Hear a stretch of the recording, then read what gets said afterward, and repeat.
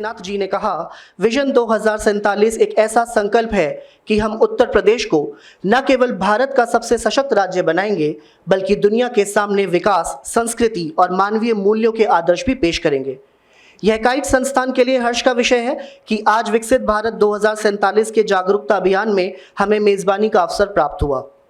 बदलाव व विकास यद्यपि कई स्तंभों पर टिका होता है, किंतु शिक्षा अवश्य भाव से न सिर्फ एक महत्वपूर्ण स्तंभ है, बल्कि एक उत्प्रेरक भी है, जो निश्चित रूप से इस महान संकल्प को गति प्रदान करेगी। यहाँ यह उल्लेख करना भी अत्यंत आवश्यक है कि हम इस संस्थान में इस महान दृष्टि के प्रति पूर्ण सहयोग देने के लिए प्रतिबद्ध हैं। संस्थान में ज्ञान और कर्म के संगम से ही राष्ट्र का स्वर्णिम भविष्य गढ़ा जा रहा है। इन शब्दों के साथ मैं पुनः आप सभी का अभिनंदन करता हूँ। मैं बात कर रहा हूँ माननीय श्री रविंद्र कुमार मांदर जी की, जो भारतीय प्रशासनिक सेवा के 2013 बैच उत्तर प्रदेश कैडर के अधिकारी हैं। 2 सितंबर 2013 को आईपीएस सेवा में आप शामिल हुए और वर्तमान में 28 जुलाई 2025 से गाजियाबाद के जिला मजिस्ट्रेट का दायित्व संभाल रहे हैं। हर कार्य में आपने समाज और नागरिकों के जीवन को बेहतर बनाने की दिशा में अद्वितीय योगदान दिया व आपके नेतृत्व में प्रशासन हमेशा जन सेवा और विकास के लिए नए आयाम स्थापित करता रहा है। अब मैं विनम्रता पूर्वक श्री रविंद्र कुमार मांदर जी से निवेदन करता हूं कि वे मंच पर पधार कर हम सबको अपने मार्गदर्शक विचारों से आलोकित करें।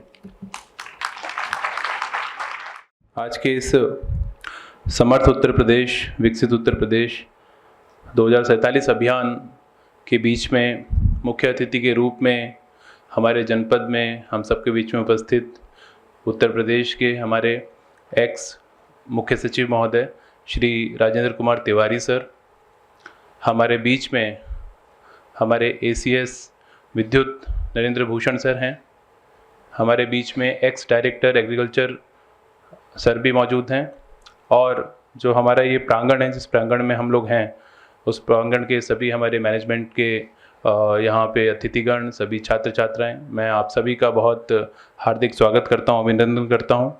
और आज के इस अवसर पर हमारे बीच में उपस्थित हमारे मुख्य अतिथि महोदय का और विशिष्ट अतिथि महोदय का मैं बहुत हृदय से धन्यवाद देता हूँ कि आप अपने अनुभवों से हम सबको लाभान्वित करने के लिए आज हम सबके बीच में उपस्थित हुए हैं। आपने समय हम सबको आज देने का यहाँ पे कृतार्थ किया है हम सभी को। ये समर्थ उत्तर प्रदेश अभियान आप सबको पता है कि माननीय मुख्यमंत्री जी के द्वारा अभी हाल ही में पूरे उत्तर प्रदेश में सभी जनपदों के लिए जितने हमारे ऐसे अनुभवी वरिष्ठ नौकरशाह रहे हों या अन्य जितने भी विभाग हैं, सभी विभागों के प्रबुद्धजन रहे हों, पूर्व अधिकारीगण रहे हों और समाज के जितने भी इम्पॉर्टेंट स्टेक होल्डर्स हैं, सभी अपने अनुभवों से उत्तर प्रदेश को कैसे लाभान्वित कर सकते हैं और हमारी वर्तमान पीढ़ी को किस प्रकार से आगे के लिए दिशा दिखा सकते हैं, उसके लिए ये शुरुआत की गई थी। और मुझे लगता है उत्तर प्रदेश ऐसा पहला राज्य है जहाँ पर इस तरीके का इनिशिएटिव लिया गया है। हम सभी लोग जानते हैं आदरणीय प्रधानमंत्री जी द्वारा समस्त देश को, समस्त नागरिकों को वर्ष 2047 तक विकसित भारत जो हम सबको बनाना है और उसका प्रभार आज की पीढ़ी को हम सबको दिया गया है, तो उसमें महत्वपूर्ण योगदान हर स्टेट का, हर ज़िले का, वहाँ के रहने वाले नागरिकों का है। और आप सबसे बेहतर उसमें जो कोई व्यक्ति हो नहीं सकता, क्योंकि हम कहते हैं कि हमारा भारत का वर्तमान और भविष्य हमारी इस पीढ़ी के कंधों पर निर्भर है, जो हमारे आज के विद्यार्थीगण हैं आपके ऊपर निर्भर है। तो इसीलिए हमने ये सोचा था कि आज इस कार्यक्रम को सबसे पहले हम लोग छात्र छात्राओं से शुरू करेंगे और आपके बीच में हम लोग ये विचार मंथन रखेंगे कि किस प्रकार से हमें अपने प्रदेश को वर्ष 2047 तक विकसित उत्तर प्रदेश बनाना है, ताकि हम लोग विकसित भारत में अग्रणी राज्य रहें, उसको लीड करें और सबसे आगे रहें। तो इस दिशा में अलग अलग क्षेत्र हैं, उन सभी क्षेत्रों में जितने हमारे नागरिकगण हैं उनको हमने आमंत्रित किया है। आज का ये पहला कार्यक्रम आपके इस प्रांगण में आयोजित किया जा रहा है। मेरे बाद हमारे जितने विशिष्ट अतिथिगण हैं, मुख्य अतिथि महोदय हैं, उनका उद्बोधन होगा और जिन अतिथिगणों को हमने वक्ताओं को यहाँ आमंत्रित किया है, आप लोगों का भी उद्बोधन होगा। तो मेरा पूर्ण विश्वास है कि आप सभी लोग पूरी रुचि के साथ में इस विषय में अपना प्रतिभाग करेंगे। इन सभी जो टॉपिक्स पे जिस पे गहन मंथन यहाँ होगा उसमें वे फॉरवर्ड लेकर जाएंगे और साथ साथ अपने रूटीन की चीज़ों में जब आप भी आगे किसी भी क्षेत्र को लीड करेंगे तो निश्चित रूप से एक बड़ा एक आइडिया और एक बड़ा स्वप्न कि हम सभी को मिलकर विकसित उत्तर प्रदेश बनाना है, उस दिशा में हम सब लोग मिलकर कार्य करेंगे। और आज ऑफिशियली अभी सर के उद्बोधन के माध्यम से इस कार्यक्रम की शुरुआत होगी। मैं पुनः बहुत धन्यवाद देता हूं हमारे मुख्य अतिथि महोदय को, विशिष्ट अतिथि महोदय को, कि वो यहाँ पर आए और हम सबको अभी आगे जो ये 2 दिवसीय कार्यशाला होनी है इसमें हम सबको मार्गदर्शन भी प्रदान करेंगे और इस विषय पर व्यापक चर्चा भी करेंगे। बहुत बहुत धन्यवाद। आज हमारे बीच सम्मान पूर्वक उपस्थित हैं माननीय Shri Narendra Bhushan ji, IAS 1992 batch Uttar Pradesh cadre. Shri Bhushan ji ने इलेक्ट्रॉनिक्स एवं संचार इंजीनियरिंग में स्नातक की डिग्री प्राप्त की और 1992 में प्रशासनिक सेवा में शामिल हुए। वर्तमान में वे उत्तर प्रदेश सरकार में ऊर्जा, नवीकरणीय ऊर्जा एवं तकनीकी शिक्षा विभागों के प्रधान सचिव के रूप में अपनी जिम्मेदारी निभा रहे हैं। उन्हें तकनीकी शिक्षा में व्यापक सुधारों की दिशा में उनकी दूरदर्शिता और आविष्कारशीलता के लिए जाना जाता है। उदाहरण के रूप में आपने एक बड़े तकनीकी शिक्षा नेटवर्क 3000 से अधिक पॉलिटेक्निक, डिप्लोमा एवं इंजीनियरिंग संस्थानों को गुणवत्ता सुनिश्चित करने की दृष्टि से पुनर्गठित किया। इस पहल में state level quality framework SLQF, औद्योगिक एवं शैक्षणिक सहभागिता और ऊर्जा जैसे विशेष क्षेत्रों में पाठ्यक्रमों का समावेश शामिल है, जिससे ये संस्थान न केवल जॉब रेडी बल्कि भविष्य में तैयार भी बने। उत्तर प्रदेश के विजन एट 2047 के गाजियाबाद संस्करण में आज के इस उद्घाटन समारोह में हमारे मुख्य अतिथि और आज के मेन जो है हमारे लिए प्रेरणा स्रोत हमारे पूर्व मुख्य सचिव श्री R.K. तिवारी जी, जिनका बहुत ही समय से खासतौर पर पर्सनली हमें उनका जबरदस्त उनका मेंटरशिप मिलती रही है। श्री जितेंद्र तोमर जी बहुत ही अच्छे एग्रीकल्चर क्षेत्र के एक अग्रणी अधिकारी रहे हैं, डायरेक्टर के सर्वोच्च पद से रिटायर हुए हैं। यहाँ पर उपस्थित DM रविंदर, जिन्होंने अभी कुंभ में बहुत अच्छा काम किया, अभिनव CDO, यहाँ पर काइड जो एक हमारी एजुकेशन सेक्टर का उत्कृष्ट नमूना है एक, उसके जो मैनेजमेंट राघव, प्रोफेसर गोयल, अन्य यहाँ भी सभी यहाँ पर डीन्स, टीचर्स और स्टूडेंट्स। आज का एक दिन ये बहुत ही महत्वपूर्ण दिन है और ख़ास तौर पर स्टूडेंट्स के लिए भी और हमारे लिए भी। आप समझ लीजिए आज उस उत्तर प्रदेश की बात हो रही है जिसके एक यंग नागरिक के तौर पर एक मजबूत कंधे देने का, उसको आगे ले जाने का असली उत्तरदायित्व आपका है। आप ही को इसमें बसना है, आपको इसके साथ फलना फूलना है, विकसित होना है। अतः आपको भी एक बहुत अच्छा मौका आपको मिला है कि किस प्रकार के उत्तर प्रदेश की आप परिकल्पना करते हैं। जब आप कहीं भी किसी भी स्टेज पे अपने बचपन से लेकर एक खास तौर पर अभी आप कॉलेज में आए हैं, आप कैरियर के बारे में अपने सोच रहे होंगे। आप जब भी कभी जाते हैं, बस में ट्रैवल करते हैं, कार में, पब्लिक ट्रांसपोर्ट में ट्रैवल करते हैं, डेली आप उत्तर प्रदेश के अलग अलग आप जो है उसके कंपोनेंट्स को, जो सरकार के कंपोनेंट्स को, पब्लिक के कंपोनेंट्स को, सिविल सोसाइटी के कंपोनेंट्स को, एजुकेशन, अलग अलग जो इसके हिस्से हैं सबको देखते हो। तो किसी भी टॉपिक पर आपको एक मौका मिला है कि जिसे कहते हैं कि सपनों का भारत कैसा हो, इसी तरह सपनों का उत्तर प्रदेश कैसा हो, ये एक आपको मिला है। तो ये देखकर मुझे बहुत खुशी है कि यहाँ पर गाजियाबाद में इस प्रोग्राम का उद्घाटन जो है एक शुरुआत आपसे की जा रही है। मैं थोड़ी सी आपको इसकी परिकल्पना बताना चाहूँगा कि इसमें हमारी क्या अपेक्षाएं हैं राज्य सरकार की। आपको पता है हमारे प्रधानमंत्री श्री नरेंद्र मोदी जी ने विकसित भारत का सपना हमको दिया है। जो भारत कभी सोने की चिड़िया था, उन्होंने उसी प्रकार का जो भारत को न केवल भारत में एक मजबूत भारत के तौर पर परंतु ग्लोबल स्टेज पर एक विश्व गुरु के तौर पर उनने इसको स्थापित करने का एक निर्णय लिया है और भारत की ये रेपुटेशन दुनिया में बढ़ रही है। आप लोग भी आगे देखेंगे या आपने फील किया होगा, हम लोग जब ट्रैवल करते हैं, अब किसी समय भारत से जाते थे तो अलग से देखा जाता था एयरपोर्ट्स पर, अब जाते हैं तो एक बहुत रिस्पेक्ट से किसी भी भारतीय को देखा जाता है। तो इस प्रकार न केवल भारत में एक मजबूत, एक विकसित, एक प्रगति वाला भारत उस प्रकार से चाहिए, परंतु दुनिया के पटल पर भी हमें एक विश्व गुरु बनना है, जैसे पहले कभी हम सोने की चिड़िया थे। तो आप देखेंगे पिछले 11 साल में और यहाँ पे राज्य में भी पिछले 7-8 साल में हम बहुत चीज़ों में सैचुरेशन के पद पर पहुँचे हैं। अभी रविंदर यहाँ के DM है। मैं जब DM हुआ करता था वर्ष 2021 में, हम कोई भी स्कीम लागू करना चाहते थे, ओल्ड एज पेंशन से लेके गरीबों को घर देना, तो हमारे सामने क्या टारगेट होता था कि किसी भी गांव में 15 घरों की ज़रूरत है, 15 लोगों को वृद्धावस्था पेंशन की ज़रूरत है, विधवा पेंशन की ज़रूरत है, और हमारे पास जो सरकार से लक्ष्य मिलता था 4, तो 15 में से 4 को सिलेक्ट करना एक चैलेंज रहता था। अर्थात जिले में 10,000 की ज़रूरत है तो 2,000 ही लक्ष्य मिलता था, तो उसके कारण करप्शन फैलता था या उसके कारण बड़ा लड़ाई झगड़ा होता था। परंतु आज हम सैचुरेशन की तरफ, आप कोई भी स्कीम देखेंगे सैचुरेशन की तरफ है। मैं बिजली का सेक्रेटरी हूँ, मैं रिन्यूएबल एनर्जी का सेक्रेटरी हूँ, मैं आपके टेक्निकल एजुकेशन का भी सेक्रेटरी हूँ, तो वो एक चीज़ हम उस जगह लगभग पहुँच रहे हैं, ये एक बहुत बड़ी उपलब्धि है। परंतु जब हम 2047 की बात करते हैं तो केवल इस बात में मैं आपका ध्यान चाहूँगा, क्योंकि आप सबको भी हमारी आपसे अनुरोध है कि आपको सजेशंस देने हैं। एक QR कोड आपको जो है सबके साथ शेयर किया जाएगा आपके हिसाब से, क्योंकि आप नई पीढ़ी हैं तो आपको जो है यदि हम कुछ और भेजेंगे तो आप उस पर रिएक्ट नहीं करोगे। QR कोड होपफुली जो है आपके डिजिटल सिस्टम में फिट बैठेगा।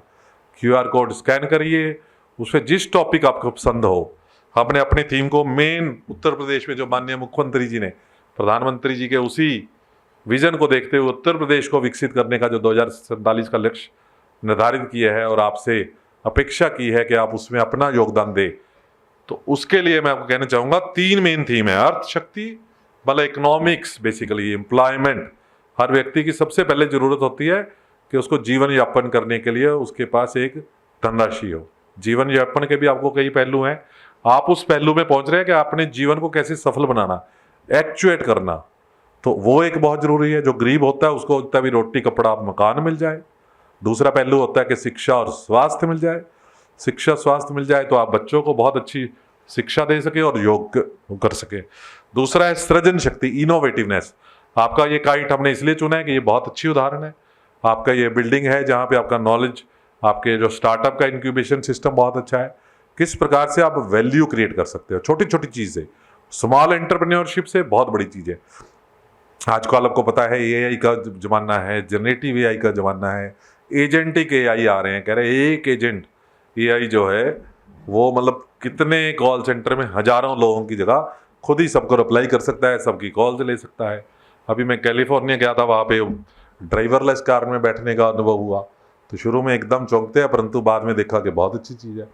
तो इस प्रकार से तो यदि हम इन लोगों का एम्प्लॉयमेंट लेंगे तो हम कैसे उनको दूसरे तरीके से रोजगार देंगे, ये भी सोचना बहुत जरूरी होगा।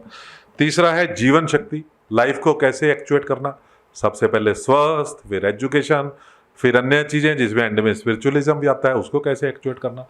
तो आपसे सिर्फ मैं एक चीज़, बहुत ज़्यादा ना बोलते हुए, कि 2047 को विजुअलाइज करने के लिए विजन, एक दूरदृष्टि की जरूरत है। कृपया करके आज की प्रॉब्लम के बारे में इसमें कम बात करनी है। मैं 2-3 उदाहरणों से बताना चाहूँगा कि आज आप कहेंगे जी सड़क टूटी हुई है साहब, जो है अभी बारिश हुई पानी भर गया, ये इस प्रकार की समस्या के ऊपर आप सुझाव दे सकते हैं, बिल्कुल देना चाहिए।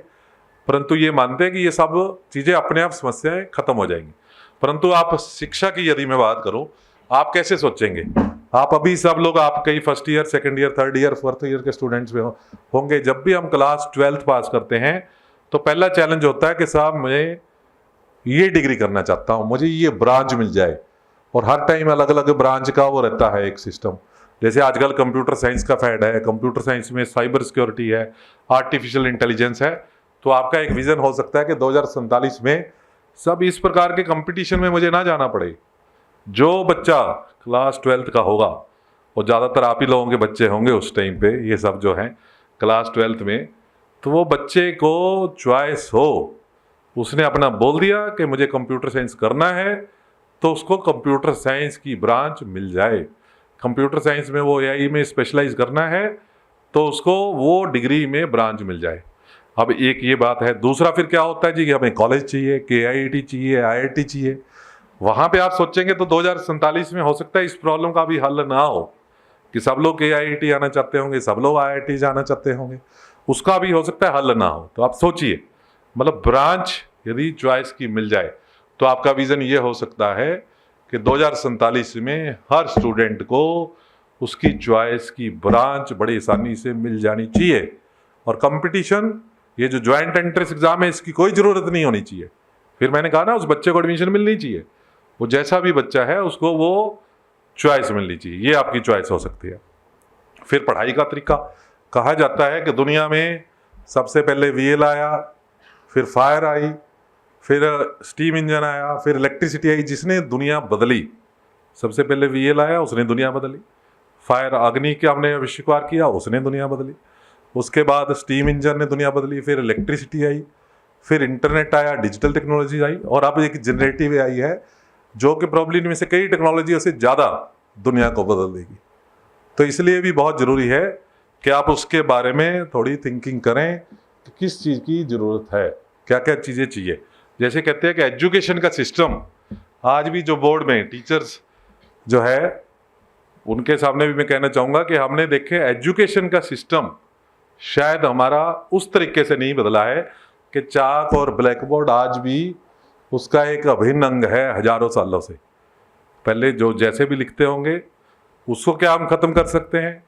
बच्चे घर से पढ़ के आए, क्लासरूम में उनको वो पढ़ना पड़े, कॉलेज में केवल एक्सपीरियंशियल लर्निंग हो, प्रैक्टिकल लर्निंग हो, उस तरह की चीज़ें भी एजुकेशन के मेथड के ऊपर लिख सकते हैं। बिजली विभाग में, मैं बिजली विभाग का सेक्रेटरी हूँ, तो मैंने कई बार जब यही चीज़ मैं किसानों के सामने बात करता हूँ, किसानों को हम 10 घंटे या 18 घंटे, गाँव के लोगों को 18 घंटे कहते हैं, तो वो कहेंगे साहब हमें 24 घंटे बिजली मिले। पहली उनकी आकांक्षा हो सकती है। दूसरी हो सकती है कि उसमें कोई इंटरप्शन ना हो, फॉल्ट ना आए, ट्रिपिंग ना हो। तीसरी जो प्रेसीजन इंडस्ट्री है, इंडस्ट्री 4.0, उनमें कईयों को प्रेसीजन इलेक्ट्रिसिटी चाहिए कि साहब उसमें कोई भी सर्ज ना हो, बिल्कुल भी उसमें वेरिएशन ना हो। आप पढ़ते होंगे ना, इंस्ट्रूमेंट जल गए या आपको वो एक कन्वर्टर लगवाने पड़ते हैं, ये तो उस तरह की ज़रूरत ना हो। तो ये भी सोचने की विचार है। जिस बात पे मैं फोकस कर रहा हूँ कि 2047 अभी दूर है, 22 साल दूर है, तो इसलिए थोड़ा सा विजन आपको उस तरह से सोचना पड़ेगा। करंट प्रॉब्लम्स को 22 साल में अगर आप लीनियर एक्सपेंड करते हैं वो नहीं होगा, एक्सपोनेंशियल ग्रोथ करते हैं और बहुत तेजी से ग्रोथ करते हैं। जैसे लेटेस्ट एक एग्जांपल जस्ट एक देना चाहूँगा, क्योंकि मैं सोलर एनर्जी का भी सेक्रेटरी हूँ। सोलर एनर्जी में पिछले 10-15 साल से, लगभग 2000 से ये चल रहा है कि साइंटिस्ट लोग जैसे मूर्स लॉ है उस प्रकार के अलग अलग इंटरप्रिटेशन करते रहे हैं। कोई कहता था कि इतने गीगावाट सोलर हो जाएगा, वो हर बार जिसने भी बड़े से बड़े साइंटिस्ट ने रिसर्च करके एक जो उसका दिया कि ये 4 गुना सोलर बढ़ जाएगा तो 10 गुना बढ़ गया, किसी ने कहा 20 गुना बढ़ जाएगा तो 40 गुना बढ़ गया। तो उसकी एक्सपोनेंशियल ग्रोथ इस प्रकार से है, कोई भी उसको रोक नहीं पा रहा। अल्टी प्रकार से ये सोचा जा रहा है कि उसमें लिमिटेशन कब आएगा। फ्यूचर की एनर्जी की बात करूं, सोलर एनर्जी है, ग्रीन हाइड्रोजन एक आने जा रही है। आखिर में कहा जा रहा है कि 2-3 तरह की एनर्जियां बचेंगी। यूपी जैसी स्टेट में बायो एनर्जी, क्योंकि बायोमास बहुत है। सोलर एनर्जी, सूर्य भगवान हमेशा रहेंगे। ग्रीन हाइड्रोजन आप पानी से, जिसे कहते हैं पानी से गाड़ी चलती है, हम लोग सुनते आए हैं, तो ग्रीन हाइड्रोजन है।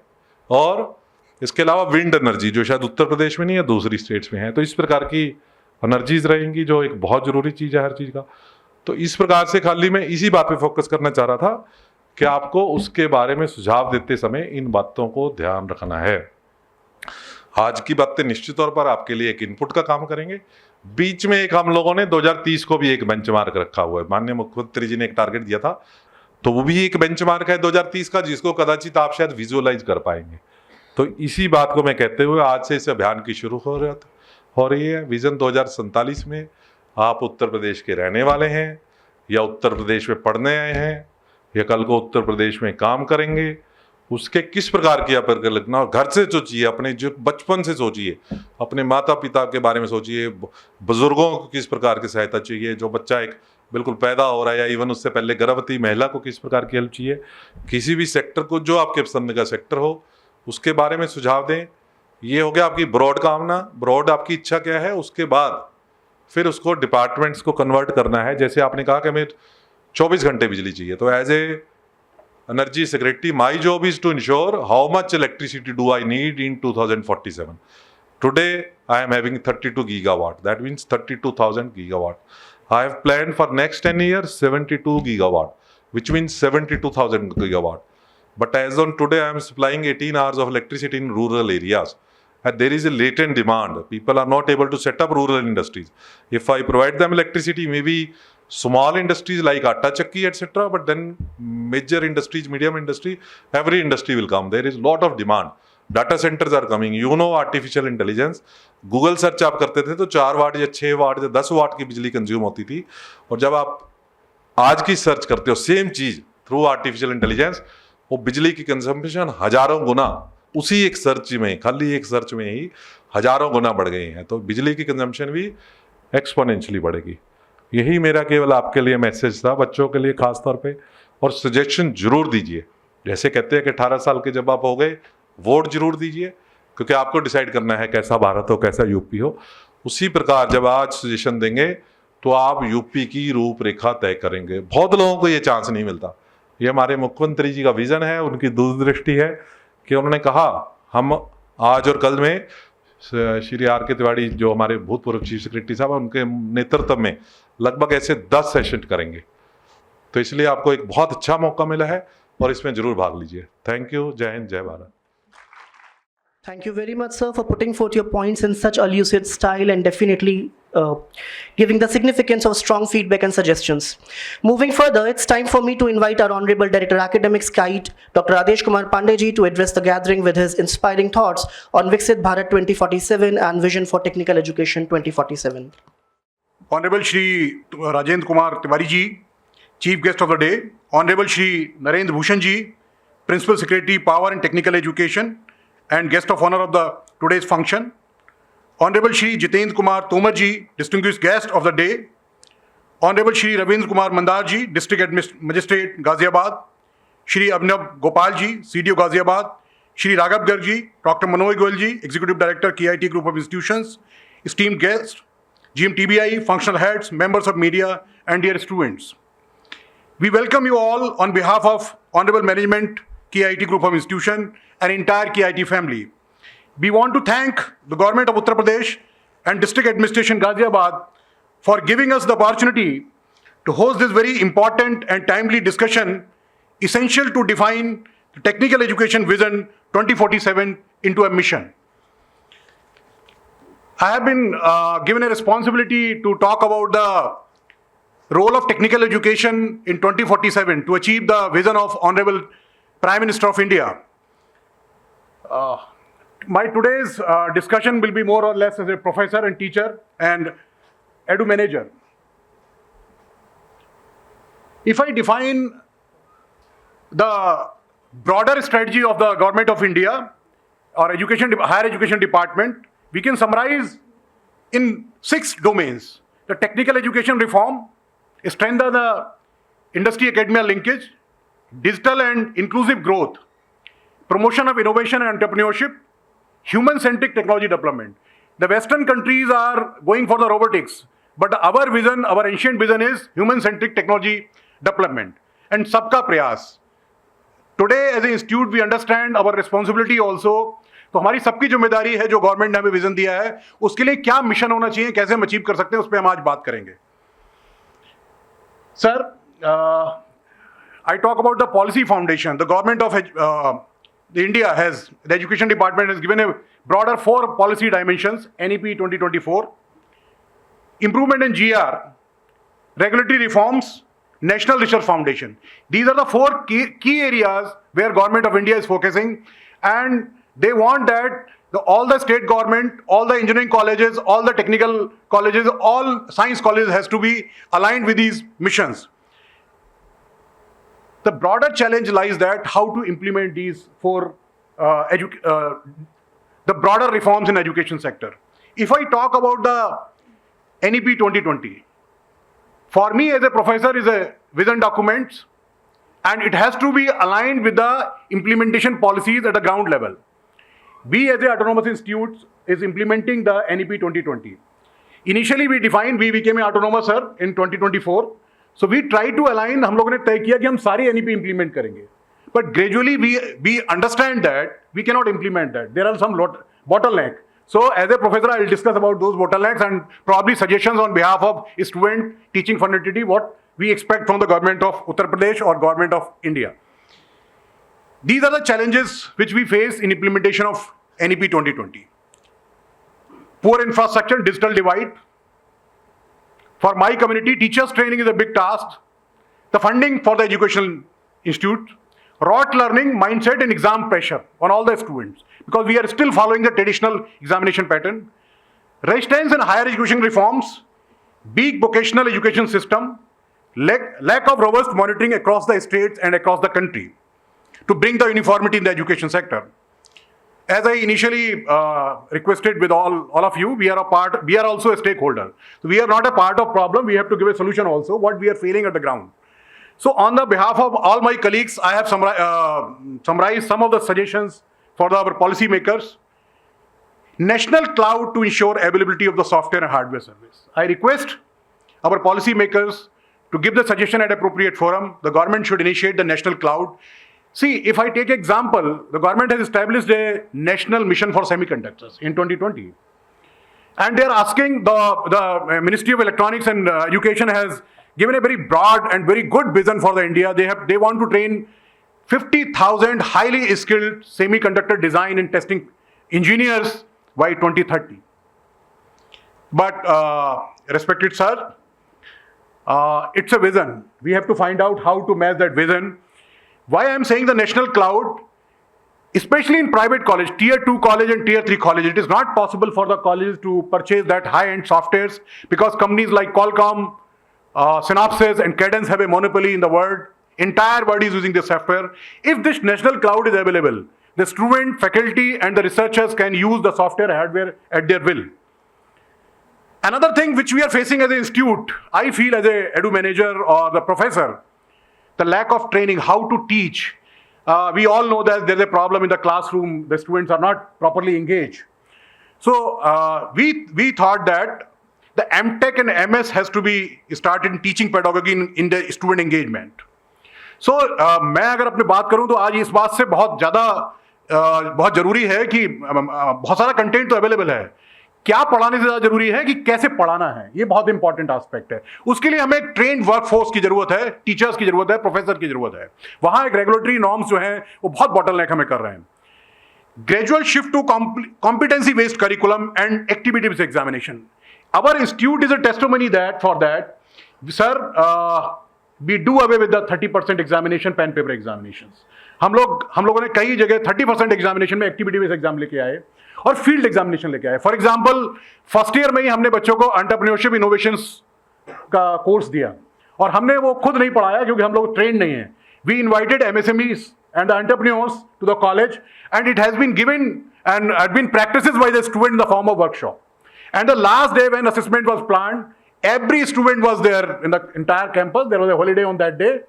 And the MSME students were pitching their ideas. They know how to raise the fund also. The BCs were also there.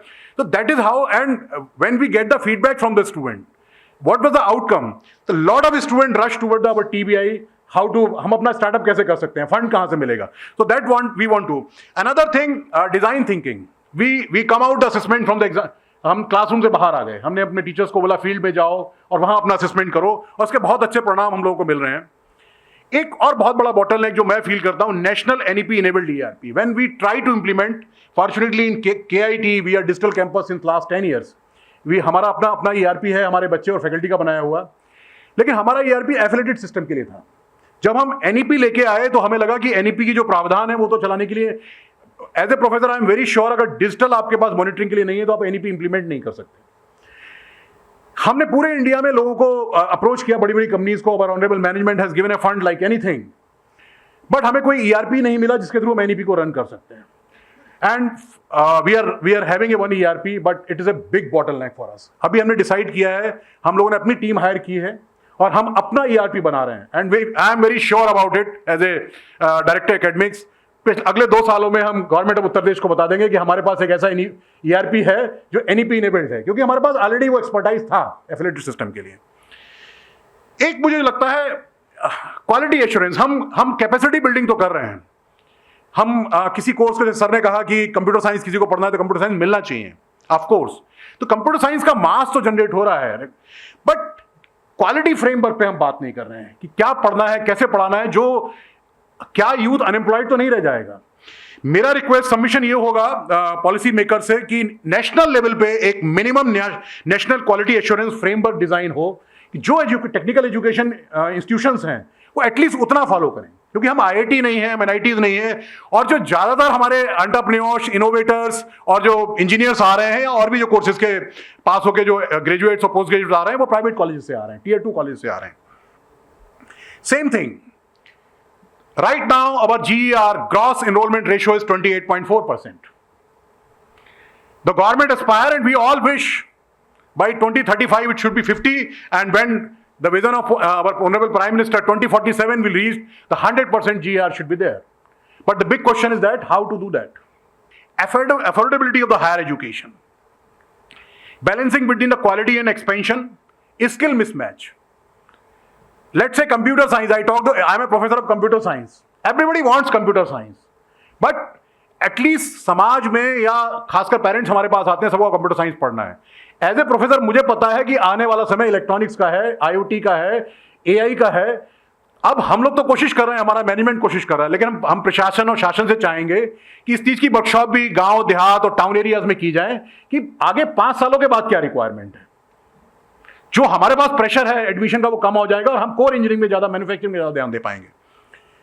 एक मेरा रिक्वेस्ट होगा कि जो हमारे वुमेन्स लर्नर हैं, हमारी डाइवर्सिटी बहुत, मैं अपने कॉलेज में भी कह सकता हूं कि हमने बहुत सारी स्कीम लॉन्च की कि हम अपने गर्ल्स स्टूडेंट को अट्रैक्ट करें, लेकिन हम नहीं कर पाए उस लेवल पे.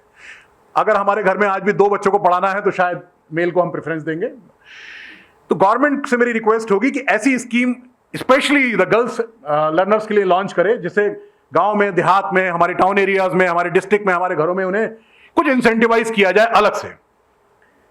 Another bottleneck which I feel, I always sit by my management with the leadership of the KIT, one window solution for edu entrepreneurs. If anyone want to invest in the education, he should not run away from here and there. He should meet the district administration, then district administration should assign one person, SPOC, and then all regulatory norms has to be taken care of. Another thing which my colleague has suggested me, mapping of credit with the, right now what we are doing, our AKTU is also doing, sir. हम लोग क्या कर रहे हैं, credit transfer की बात कर रहे हैं, क्रेडिट मैपिंग की बात कर रहे हैं, लेकिन यूनिवर्सिटी से यूनिवर्सिटी, कॉलेज टू कॉलेज. लेकिन क्रेडिट तो तब देंगे जब बच्चा कॉलेज में आएगा. व्हाट वी प्रपोज, जितने हमारे वोकेशनल एजुकेशन है, हायर एजुकेशनल इंस्टीट्यूट हैं, हमें वोकेशनल एजुकेशन को हायर एजुकेशन से अलग देख के बंद कर देना चाहिए. ये सारे एक ही कंपोनेंट हैं.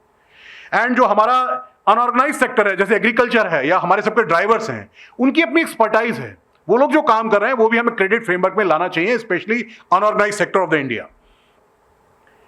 The biggest bottleneck which I feel as a professor and edu manager, regulatory reforms. I think lot of has been talked at the government level also and different level. For me, sir, on the lighter note, round the year we are facing one or another accreditation or visit. And if I talk right now, I am running as a director academics, 3 academic calendars in my institutions. So whole year my teachers, my professors, myself, my team is busy to conduct the examination and declaring the result. So now we have to think as a हमारा जो देश है, हमारा जो प्रदेश है, कम से कम पहला छोटा काम एक शॉर्ट टर्म में हम कर सकते हैं कि हमारे एकेडमिक कैलेंडर्स फिक्स हों, हमारी रेगुलेटरी बॉडीज के जो मानक हैं वो टाइम पे हमें मिल जाएं. One nation one data repository, government को एक स्कीम लॉन्च करनी चाहिए, सेंट्रल गवर्नमेंट को स्पेशली, जितना सारा डेटा है टीचर्स का, बच्चों का, उनकी स्किल का, उनके जॉब का, एक पोर्टल पे लगातार इंस्टीट्यूट अपलोड करते रहें. और उसके बाद डेटा एनालिटिक्स बेस्ड और AI बेस्ड एक्रेडिटेशन की तरफ जाना चाहिए. पेपर चीज़ों को हमें खत्म करना चाहिए, क्योंकि हम लगातार मैं अपने कॉलेज की बात करूँ तो हमारे पास वर्टिकल्स हैं कि NBA कौन कराएगा, NAAC कौन कराएगा, UGC कौन कराएगा. Digital governance, AI enabled monitoring की तरफ जानी चाहिए. Transparency in fees, placement and facilities, this is a big bottleneck. I will not comment on it, but it's a need of hour that the government should address this issue also. The fourth pillar which Honorable Prime Minister or our Education Minister has suggested, National Research Foundation. Sir, I take this opportunity to tell you, in last 2 years, more than 10 crore of rupees of funding, the project has been submitted by the KIT to different government agencies. My submission will be that there will be one central authority, we can call it NRF or whatever, single window. यहीं पे apply करना है, यहीं पे अपना आपको justify करना है, यहीं से मिलेगा नहीं मिलेगा. Right now we are approaching different agencies. Another thing, government should handhold the Tier 2, Tier 3 colleges, and right now the government funding is going to the IITs, NITs, अगर हम ऑस्ट्रेलिया या यूएस और यूरोपियन कंट्रीज की बात करें तो वहां अगर कोई प्रोडक्ट लॉन्च होता है, जैसे कोई मिसाइल बन रहा है, तो डिफरेंट कंपोनेंट डिफरेंट यूनिवर्सिटीज के पास होते हैं और फाइनली असेंबली गवर्नमेंट के डिपार्टमेंट कर रहे होते हैं। ये कल्चर अगर हम जब तक यहां नहीं लाएंगे, एंड वी आर रेडी, हम लोग तैयार हैं एज ए प्राइवेट इंस्टीट्यूशंस इस जिम्मेदारी को लेने के लिए। मैं अपने इंस्टीट्यूट के बिहाफ पे तो ये कह ही सकता हूं। Incremental research, sir, this is my pain area as a teacher. Lot of money from the India is going outside India. हम लोग रिसर्च पेपर लिखते हैं, पब्लिश कराते हैं, the foreign the journals are charging heavy money for that. Our NIRF, all accreditations are based on that. So in spite of knowing that, what we are doing, we are not doing any innovation, we are doing it, and we are also asking our faculty and student to do the same. My submission will be there. We have to develop some indigenous journals, high-end journals, with the regulatory monitoring and all those things. और हमारे जो problem solving innovation entrepreneurship ज़्यादा जोर हो, क्योंकि हमारे देश को, जैसा सर ने कहा, बिजली में, ग्रीन हाइड्रोजन में, एआई में, हमें ये अगर इनोवेशन चाहिए 2044 में, तो हमें अपनी चीज़ें बिल्ड करनी पड़ेंगी। हमारे अपने ऑपरेटिंग सिस्टम होंगे, हमारे अपने एलएमएस होंगे, हमारे अपने क्लाउड होंगे, तभी हम कह पाएंगे। Government has talked about in 2024 about the skilling of AI readiness. Government का विजन है करीब 2 मिलियन स्टूडेंट और जो हमारे एजुकेटर्स हैं उनको हम ट्रेन करें एआई स्किलिंग पे। It's a need of our semiconductor workforce. मैंने आपको से रिक्वेस्ट किया 50,000 हमें अगले 3 साल में करके देना है। सेंटर ऑफ एक्सेलेंस, हमारे नीति आयोग का बहुत फोकस है कि हमारे जो कोर एरियाज हैं, हमारे आसपास जो प्रॉब्लम्स हैं, एआई, हेल्थ, एग्री, स्मार्ट, इनके जो सेंटर ऑफ एक्सेलेंस है हम इंस्टीट्यूशन में खोलें और इंस्टीट्यूशन के बाहर भी जाएं, जिससे हमारा जो यूथ है, खासकर जो 10th 12th पास लोग हैं, उनसे कनेक्ट हों। मैंने खुद देखा है टीबीआई में बैठ के, कभी कभी ऐसे लोगों के पास भी ऐसे आइडिया होते हैं जो एजुकेटेड नहीं है, हमें उन्हें टेक केयर करना होगा। मैं sir at the last I will take this opportunity, मैंने कहा ना, हम लोग प्रॉब्लम के पार्ट नहीं, हम सोल्यूशन के पार्ट हैं, हम भी एक स्टेक होल्डर हैं। तो मैं बताना चाहूंगा हम लोग इसको कैसे देख रहे हैं और कैसे काउंटर करने की कोशिश कर रहे हैं इस चीज को। प्रॉब्लम सबको पता है। This is teaching learning canvas at KIT which we follow. मैंने आपको बताया सर, मैंने रिक्वेस्ट किया, वी बिकेम ऑटोनोमस इन 2024। हमें पता था कि हमारे पास कुछ सब्जेक्ट को पढ़ाने के लिए फैकल्टी नहीं है। We started the concept of professor of practice and adjunct faculty. आज हमारे हर डिपार्टमेंट के पास 2 प्रोफेसर ऑफ प्रैक्टिस और 2 एडजंक्ट फैकल्टी हैं, जिनको हम इंडस्ट्री से बुलाते हैं। कुछ ऑनररी हैं, कुछ को हम उनके रिनोवेशन पे रिक्वेस्ट करते हैं उनके टाइम के अकॉर्डिंग। हमने अपने टाइम टेबल अलाइन किया हुआ है उनके अकॉर्डिंगली, क्योंकि वो रोज हमारे पास नहीं आ सकते। हमने अपने 30% एग्जामिनेशन, पेन पेपर एग्जामिनेशन खत्म कर दिए, फील्ड बेस्ड एग्जामिनेशन पे आ गए, एक्टिविटीज एग्जामिनेशन पे आ गए। And we ensure that design thinking, AI, entrepreneurship, innovation and social internship is given right in the first year itself to all the students across the BTech, MCA, MBA, pharmacy. Because we feel that अगर हम second year, third year में जाते हैं तो काफ़ी late हो जाता है। हमने अपने सारे क्रेडिट को खाली अपने टीचिंग लर्निंग से मैप नहीं किया, जो हमारे टेक्निकल सब्जेक्ट हैं, वो हमारे इनोवेशंस हैं या मूक्स कोर्सेज हैं। हमने ये प्रावधान लेके आए कि थर्ड ईयर का एक बच्चा अगर फोर्थ ईयर में जा रहा है, वो कहीं जॉब पे जा रहा है, तो हमारे करिकुलम में गुंजाइश है कि उसको हम क्रेडिट अर्ली देके बाहर इंडस्ट्री में भेज सके, जिससे इंडस्ट्री का कुछ भला हो पाए। And I must say to thank to our teachers and all those things. हमारा सारा education management tool basis, code तंत्र है, IMNU है, हमारे सारे असेसमेंट अपने अकॉर्डिंग चल रहे हैं। मैंने आपको रिक्वेस्ट किया कि इनोवेशन सपोर्ट फर्स्ट ईयर से हम बच्चों को देख रहे हैं। हमारा पूरा एक इकोसिस्टम डेवलप है कॉलेज में इनोवेशंस का, जहां हमारा बच्चा हमारे MSME के साथ काम कर सकता है। फाइनली जो वेंचर कैपिटलिस्ट हैं या जो हमारे जो TBI के थ्रू जो सपोर्ट स्टूडेंट को है, वो कॉलेज में अवेलेबल है। हमने अलग अलग इंडस्ट्री के साथ अपने आप को जोड़ के, अपने एकेडमिक्स को जोड़ के 24/7 जो हमारी निश टेक्नोलॉजीज हैं, जो हमारे गवर्नमेंट का मिशन है, जैसे सुपर कंप्यूटिंग हो गया, स्पेस टेक्नोलॉजी है, एडवांस वुडवर्किंग है, ऑटोमेटिव मैकेट्रॉनिक्स है, इन सबके सेंटर ऑफ एक्सेलेंसेज हैं 24/7 available for all the student. In fact हमने अभी कुछ सेंटर्स अपने आसपास की इंडस्ट्री के लिए भी खोले हैं और वो लोग हमारे साथ जुड़ रहे हैं। हम लोगों का ध्यान खाली क्लासरूम और टेक्निकल लर्निंग पे नहीं है। हम समझते हैं कि सब कुछ एज ए टीचर्स हम नहीं बता सकते, तो we are very focused on peer learning. हमारा अपना विचार है और हम लोग ये कर रहे हैं कि हमारा हर बच्चा किसी ना किसी एक क्लब के साथ जुड़ा हो और वो क्लब हमारे स्टूडेंट चलाते हैं। और ये this I am very happy when I am going out at 6 from my office to my college, then the students are sitting and the real learning is started. The senior students are teaching the first year or second year students. We focus on holistic development and creative engagement. When I say creative engagement, जैसे sir ने भी कहा कि आजकल कभी कभी बच्चे classroom में बोर हो रहे हैं, तो हम लोग इस चीज़ का ध्यान रखते हैं और बच्चे की जो हॉबी है, जो पैशन है, वो जिंदा रह जाए। हम लोग अपने सारे जितनी वर्कशॉप हैं सब बच्चों को बता रहे हैं, टीचर्स को भी बता रहे हैं कि फ्लिप क्लासरूम की बात कर रहे हैं। सर ने कहा कि बच्चे घर से पढ़ के आए हैं, हमारा ध्यान उस तरफ है। हमने अपने सारे टीचिंग लर्निंग प्रोसेस को, अपने लेसन प्लान्स को फ्लिप क्लासरूम की तरफ हम चले गए। Thank you very much. I have taken a couple of notes. Thank you very much. Thanks a lot. Thanks. अगले सत्र का विषय है वोकेशनल एजुकेशन विजन 2047। यह विषय न केवल कौशल आधारित शिक्षा की दिशा में हमारे राष्ट्र की प्रतिबद्धता को दर्शाता है, बल्कि विकसित भारत 2047 के लक्ष्य की प्राप्ति में इसकी केंद्रीय भूमिका को भी उजागर करता है। इस सत्र के लिए मैं आमंत्रित करता हूं doctor Abhinav Juneja, director CRPC KIET, who has been actively working in the dimension of skilling and industry academia bridging. Over to you, sir. Respected dignitaries on the dais and off the dais, deans, invited guests, students, and my dear faculty members. It's a privilege to be speaking over Viksit Bharat Uttar Pradesh 2047, empowering youth of the state through vocational education. So, for few of you who are less aware about the vocational education, I start with a basic introduction to vocational education. Vocational education is an area where a lot of work can be done because there are a lot of people who are not privileged to sit in the auditoriums where you are sitting right now. So, vocational education is education in terms of skilling as well as the formal education. This sector of education has been an idea to upskill the major masses of India. Currently, a little percentage of youth are enrolled in vocational education, and the typical percentage is somewhere around 5%, while countries around us have a vocational education enrollment of around 75%, who are developing and who are doing well in technology. India's demographic dividend, 65% of population is below 35 years. 1 million youth is entering workforce every month, and huge opportunity for productivity and global demand is there for Indians across the globe.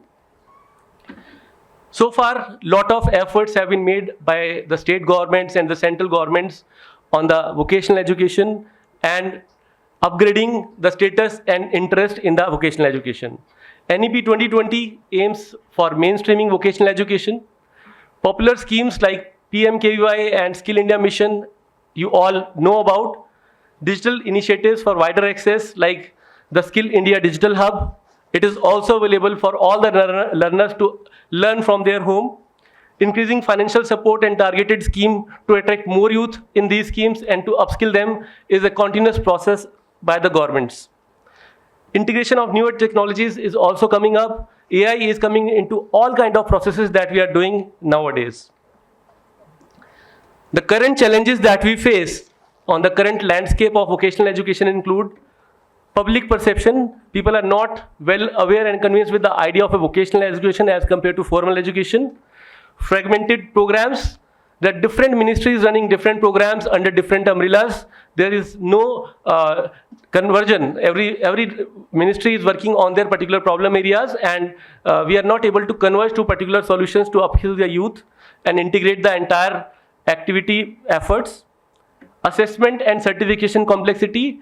Different certifications are there for the learners and also for employers to choose from what particular certification will be appropriate for a particular job role which the learner is doing in the vocational education. Demand supply mismatch, like already different speakers have told about the mismatch, like everybody wants to do BTech in CSE or a course which is in demand, and everybody without assessing their skills, they are trying to go to that particular learning pathway. So there is a supply and demand mismatch also, like people are doing a particular course but may not be a market accepting that particular strength of workforce in the coming future. Trainer shortage. The trainers are always short. We are always short of trainers, the skilled trainers who can upskill the population the right way. Limited mobility. The global scenario, if we compare our scenario with the other countries, there are different countries who have adopted different methods, like Germany has gone for a dual education system, South Korea has gone for a minister schools, Switzerland has gone for flexible switching, and Singapore and Japan are other different countries who have gone for different types of such models where they have improvised the education system by implementing vocational education as an integrated part of the formal education system. The vision for Viksit Bharat, we aspire to become a global skill hub, vocational education to be inclusive, every student exposed to vocational education, every youth has to be employable, and we have to improve the employability and promote self-employment. The roadmap for that, these are the following suggestive methods through which we can improvise. We have to work on the infrastructure which is available offline as well as online. We have to incorporate modern tools, modern methods of teaching, modern pedagogy, modern labs, AI into the systems, and we have to go for blended learning instead of the traditional methods of learning in the classrooms. We have to go for AI, AR, VR enabled tools in the classrooms. The most important step here can be skill identification. Like everybody goes with the crowd, like what my neighbors are doing, what my friends are doing, what my family tells me to do. People are generally dragged with those things, and 80% people make a decision on their life careers based on what other people want you to be. There should be standardized methods which should be strong enough, robust enough to identify and map a student to a particular skill set that matches his competencies. So these are the various methods which I have summarized in this slide. We can have self-assessment and interest mapping, future readiness, personalized roadmap creation, exposure to career options, mentor and guidance, continuous feedback, skill aptitude mapping, experiential learning, early during the learning stages at the higher school level or in the beginning of the college stage of a student. Trainers and technology, we have to encourage the youth to enter into professional careers as trainers, and also we have to enable them with technology, the right kind of technology which is the right need of the hour. We have to enable more industry partnerships, inclusive awareness and access. We have to make the technology, make the resources reach to more population which are still uncovered. There should be methods through which we can monitor and evaluate all the efforts that we are making. Everybody says data is the new currency, and we have to use this currency wisely in order to ensure that whatever efforts we are making, they are in the right direction. There should be some short-term goals and some long-term goals. We have to upgrade the infrastructure in our short-term vision.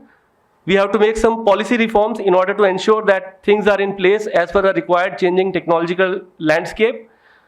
We have to conduct several awareness drives in order to make everybody aware that vocational education will add to the student skill set, and it will be a boon to the country in the coming days. Long-term goals include sustainable funding, innovation in teaching pedagogy, because it is becoming very difficult to teach the students in the modern AI era, and global collaborations. Global collaborations in terms of assessing our students to the industry standards and benchmarks. So there are some milestones which are suggested for 2035. Vocational education should be mainstreamed in schools and colleges. Recognized, we should recognize our state as a global regional skill hub. 60% of youth should be trained with industry relevant skills. Employability gap significantly to be reduced. And the milestones for 2047, we become skill capital of the country and region. Lifelong learning ecosystem should be created across the state, and above 80% of the workforce should be globally certified professionals through standardized benchmark certifications of the industry. So that was all from my side. Thank you so much for being so patient to listen to me. Thank you so much. Thank you sir. कार्यक्रम के अगले सत्र का विषय है startup ecosystem 2047। विषय पर और प्रकाश डालने हेतु मैं आमंत्रित करता हूं Shri Saurabh Kumar ji, GMTBI kite. I am here to representing the startup ecosystem and one of the leading incubator of the country, TBI kite. Bharat अभी दुनिया की तीसरी सबसे बड़ी स्टार्टअप इकोसिस्टम है। 1,59,000 से ज़्यादा रजिस्टर्ड स्टार्टअप्स हैं, इससे ज़्यादा है, कुछ संख्या अपडेट होती रहती है। 17 लाख से ज़्यादा प्रत्यक्ष डायरेक्ट एम्प्लॉयमेंट जो है स्टार्टअप इकोसिस्टम के द्वारा है। 126 है एग्जैक्टली, अभी आज का नंबर मैं देख रहा था। 100 से ज़्यादा यूनिकॉर्न्स हैं और 73,000 से ज़्यादा महिलाओं द्वारा नेतृत्व किया जाने वाला स्टार्टअप कंपनी है। और जो इसको हम स्टार्टअप उत्तर प्रदेश के परिदृश्य में देखें तो हमारा जो स्टेट रैंकिंग है उत्तर प्रदेश का वो तीसरा है भारत के स्टार्टअप रैंकिंग फ्रेमवर्क में, क्योंकि उधर भी एक रैंकिंग फ्रेमवर्क एग्जिस्ट करता है स्टेट में। दूसरा 14,000 से ज़्यादा मान्यता प्राप्त यानी कि DPIIT रजिस्टर्ड और starting UP registered startup companies है। एक बड़ा नंबर है 126 में से 26 से ज़्यादा स्टार्टअप यूनिकॉर्न इन यूपी से रिप्रेजेंट करते हैं। लेकिन एक इसका बैक साइड है कि इसमें से ज़्यादातर किसी महानगर में माइग्रेटेड है और वहाँ से काम कर रहे हैं, बेंगलोर, मुंबई, पुणे या इस तरह की चीज़ें। तीसरा हमारा जो स्टार्टअप इकोसिस्टम का नेटवर्क है 49 जिलों में फैला हुआ है। लगभग 63 की संख्या से इंक्यूबेटर हमारे स्टार्टअप इकोसिस्टम में अभी काम कर रहे हैं। और लेकिन स्टार्टअप का जो मुख्य हब है वो प्रमुख शहर ही है, नोएडा, गाजियाबाद, लखनऊ। उसमें आप गाजियाबाद का भी संख्या दे सकते हैं क्योंकि मैं गाजियाबाद को रिप्रेजेंट कर रहा हूँ और गाजियाबाद के एक TBI से हूँ, तो मेरा फोकस इस पे है और we are focusing on that. UP का जो लक्ष्य है ये हम सबका लक्ष्य है और ये कॉम्बाइंड लक्ष्य है कि हम $6 ट्रिलियन की अर्थव्यवस्था 20% की GDP में योगदान करेंगे। लेकिन दूसरा हमारे स्टार्टअप इकोसिस्टम को रिप्रेजेंट करता है यूनिकॉर्न से ऊपर डेकाकॉर्न। सो डेकाकॉर्न का मतलब है कि एक कंपनी जिसका $10 बिलियन से ऊपर की वैल्यूएशन हो, तो हमारा अगले 2047 तक का टारगेट क्या होगा कि 15 से 20 डेकाकॉर्न हम अचीव करेंगे। It's our collective goal. AICTs को डेवलप करना, इसरो, DRDO और IIT जैसे संस्थान के साथ मिलकर नए इनोवेटिव लैंडस्केप को प्रमोट करना और ग्रामीण और महिला उद्यमिता को भी का प्रमोशन भी one of the main goal हमारे शासन का है। इस शासन के इस गोल को अचीव करने के लिए शासन ने कुछ पहल भी करी है, जैसे स्टार्ट इन यूपी पॉलिसी 2022। उसमें बहुत सारे फ्रेमवर्क और ऐसे सपोर्ट सिस्टम है जो इस विजन को सपोर्ट करता है। डीप टेक स्टार्टअप के लिए सेंटर ऑफ एक्सीलेंस थोड़ी सी यहाँ कमी है, मैं वो आगे अपने सजेशन में बताऊंगा। 63 से ज़्यादा इंक्यूबेटर हैं लेकिन कैपेसिटी बिल्डिंग की कमी है। 5-6 इंक्यूबेटर ही ऐसे हैं जो self sustainable, profitable as well as managing all type of policies and granting things. Because हमारी पॉलिसी में इंक्यूबेटर कैपेसिटी बिल्डिंग में केवल मैनेजिंग द डॉक्यूमेंटेशन पार्ट दिया गया है स्टार्ट इन यूपी पॉलिसी में। बाकी फंडिंग और बाकी फैसिलिटी जो है शासन खुद अपने स्तर पे हैंडल करती है, जिससे कि इंक्यूबेटर की कैपेसिटी बिल्डिंग नहीं होती। अगर जो इसको भारत सरकार के बहुत सारे इंक्यूबेटर प्रोग्राम से देखें तो भारत सरकार इंक्यूबेटर को कैपेसिटी प्रोवाइड करती है कि वो स्टार्टअप को फंड करे, उनको एनालाइज करे, उनका रिव्यू करे, उनके progress based funding aggregation support करे। सेंटर ऑफ एक्सीलेंस अभी 8 तय किए गए हैं स्टार्ट इन यूपी पॉलिसी में, लेकिन मुझे लगता है थोड़ा सा चेंज होना चाहिए। Hub and spoke model zonal basis पे बनाया जाना चाहिए और सेक्टर बेस्ड होना चाहिए। इसकी संख्या और भी बढ़ेगी ताकि डिफरेंट सेक्टर के स्टार्टअप्स प्रमोट होंगे डिफरेंट हब्स। इस विजन के साथ हम लाइन करते हैं। हमने अपने TBI से लगभग एग्जैक्टली 228 स्टार्टअप को फंड किया अभी तक, और अभी तक हमने डिफरेंट डोमेन में क्वांटम टेक्नोलॉजी, AI टेक्नोलॉजी सबको हमने सपोर्ट किया है। सेंट्रल गवर्नमेंट के कुछ प्रोग्राम्स हैं जिसकी रेफरेंस की जरूरत है स्टार्ट इन यूपी पॉलिसी या स्टार्टअप पॉलिसी उत्तर प्रदेश के लिए। ये सारे प्रोग्राम हम भारत सरकार की मदद से इसका TBI काइट के प्रांगण में रन करते हैं और इसके अंतर्गत हमने 228 स्टार्टअप्स को फंड किया है। अब मैं उस तक जो हमारा कुछ कमी है जिसको मैं बताना चाहूँगा। हमारे स्टेट में निवेश और पूंजी की कमी है क्योंकि ज़्यादातर जो इन्वेस्टर हैं वो बड़े महानगर की तरफ फोकस्ड हैं, क्योंकि प्राइवेट इन्वेस्टमेंट इंपॉर्टेंट है गवर्नमेंट सपोर्ट से ज़्यादा। दूसरा सीड फंड और स्केल अप फंड में हमारे स्टेट लेवल पे थोड़ी कमी है और थोड़ा स्लो प्रोसेस है। दूसरा अनुसंधान और R&D। स्टार्टअप तभी बनेगा जब रिसर्च होगा। रिसर्च कहाँ होगा? कॉलेज में होगा। तो उच्च शिक्षण संस्थान में प्रैक्टिकल अप्लाइड रिसर्च के ऊपर फोकस करना होगा। अप्लाइड रिसर्च मतलब जो प्रोडक्ट रिसर्च हो वो जाके इम्प्लीमेंट हो, मार्केट में जाए, बिके। Innovation is always invention into commercialisation. So industry academia collaboration पे थोड़ी फोकस हो, शासन की मदद मिले हर इंस्टीट्यूट को। तीसरा पेटेंटिंग और IPR अवेयरनेस पे भी फोकस हो। हमारा इंक्यूबेटर एक्सीलेटर का नेटवर्किंग ध्यान देना चाहिए। तीसरा महानगर से हटके टायर 2, टायर 3, टायर 4, टायर 7 जो भी संख्या आप बना सकते हैं उस जगह को भी फोकस करना चाहिए। ब्लॉक, कस्बा जहाँ जा सके वहाँ पे शासन का ध्यान हो सकता है वहाँ से छोटा इनोवेशन निकल सकता है। ग्लोबल स्टार्टअप इकोसिस्टम से भी कनेक्टिविटी की कमी है, हम उसको फोकस नहीं कर पा रहे हैं। तीसरा, कौशल और प्रतिभा की चुनौती। सो स्किल डेवलपमेंट हम हमारे वोकेशनल ट्रेनिंग के थ्रू या टेक्निकल एजुकेशन के थ्रू उस पर भी ज़्यादा से ज़्यादा फोकस करना चाहिए। लास्ट, नीतिगत मतलब ईज ऑफ डूइंग बिजनेस में स्टार्टअप के लिए अलग से, क्योंकि स्टार्टअप कहने के लिए तो स्टार्टअप के सर्टिफिकेट लेके खड़ा है, लेकिन कंपनी कॉर्पोरेट लॉ में वो सारी पॉलिसी उस पर लागू होती है, प्राइवेट लिमिटेड हो, एलएलपी हो, वो सारी चीज़ें उसे करनी पड़ती है जो स्टेबलाइज्ड एंटरप्रेन्योर को करना पड़ता है। सो हमें पाठ्यक्रम में सुधार करने चाहिए, नवाचार के प्रयोगशालाएं बनानी चाहिए, उद्योग और एकेडमिक साझेदारी पे ध्यान देना चाहिए और नीति और वित्तीय समर्थन पे और फोकस होना चाहिए, क्योंकि अर्ली स्टेज समर्थन तो हम अर्ली स्टेज फंडिंग कर रहे हैं, हमारा स्केल अप फंडिंग और इन्वेस्टमेंट फंडिंग में अभी शासन इन्वॉल्व नहीं है। क्योंकि मेरा मानना है कि शिक्षा जो उद्यमिता का नींव है और शिक्षा जो है ज्ञान प्लस कौशल प्लस विजन से ही निकल के आ सकता है। सुझाव पहला कि इंक्यूबेशन मॉडल को थोड़ा रिवाइज करना चाहिए। Hub and incubation model, hub and spoke model में होना चाहिए।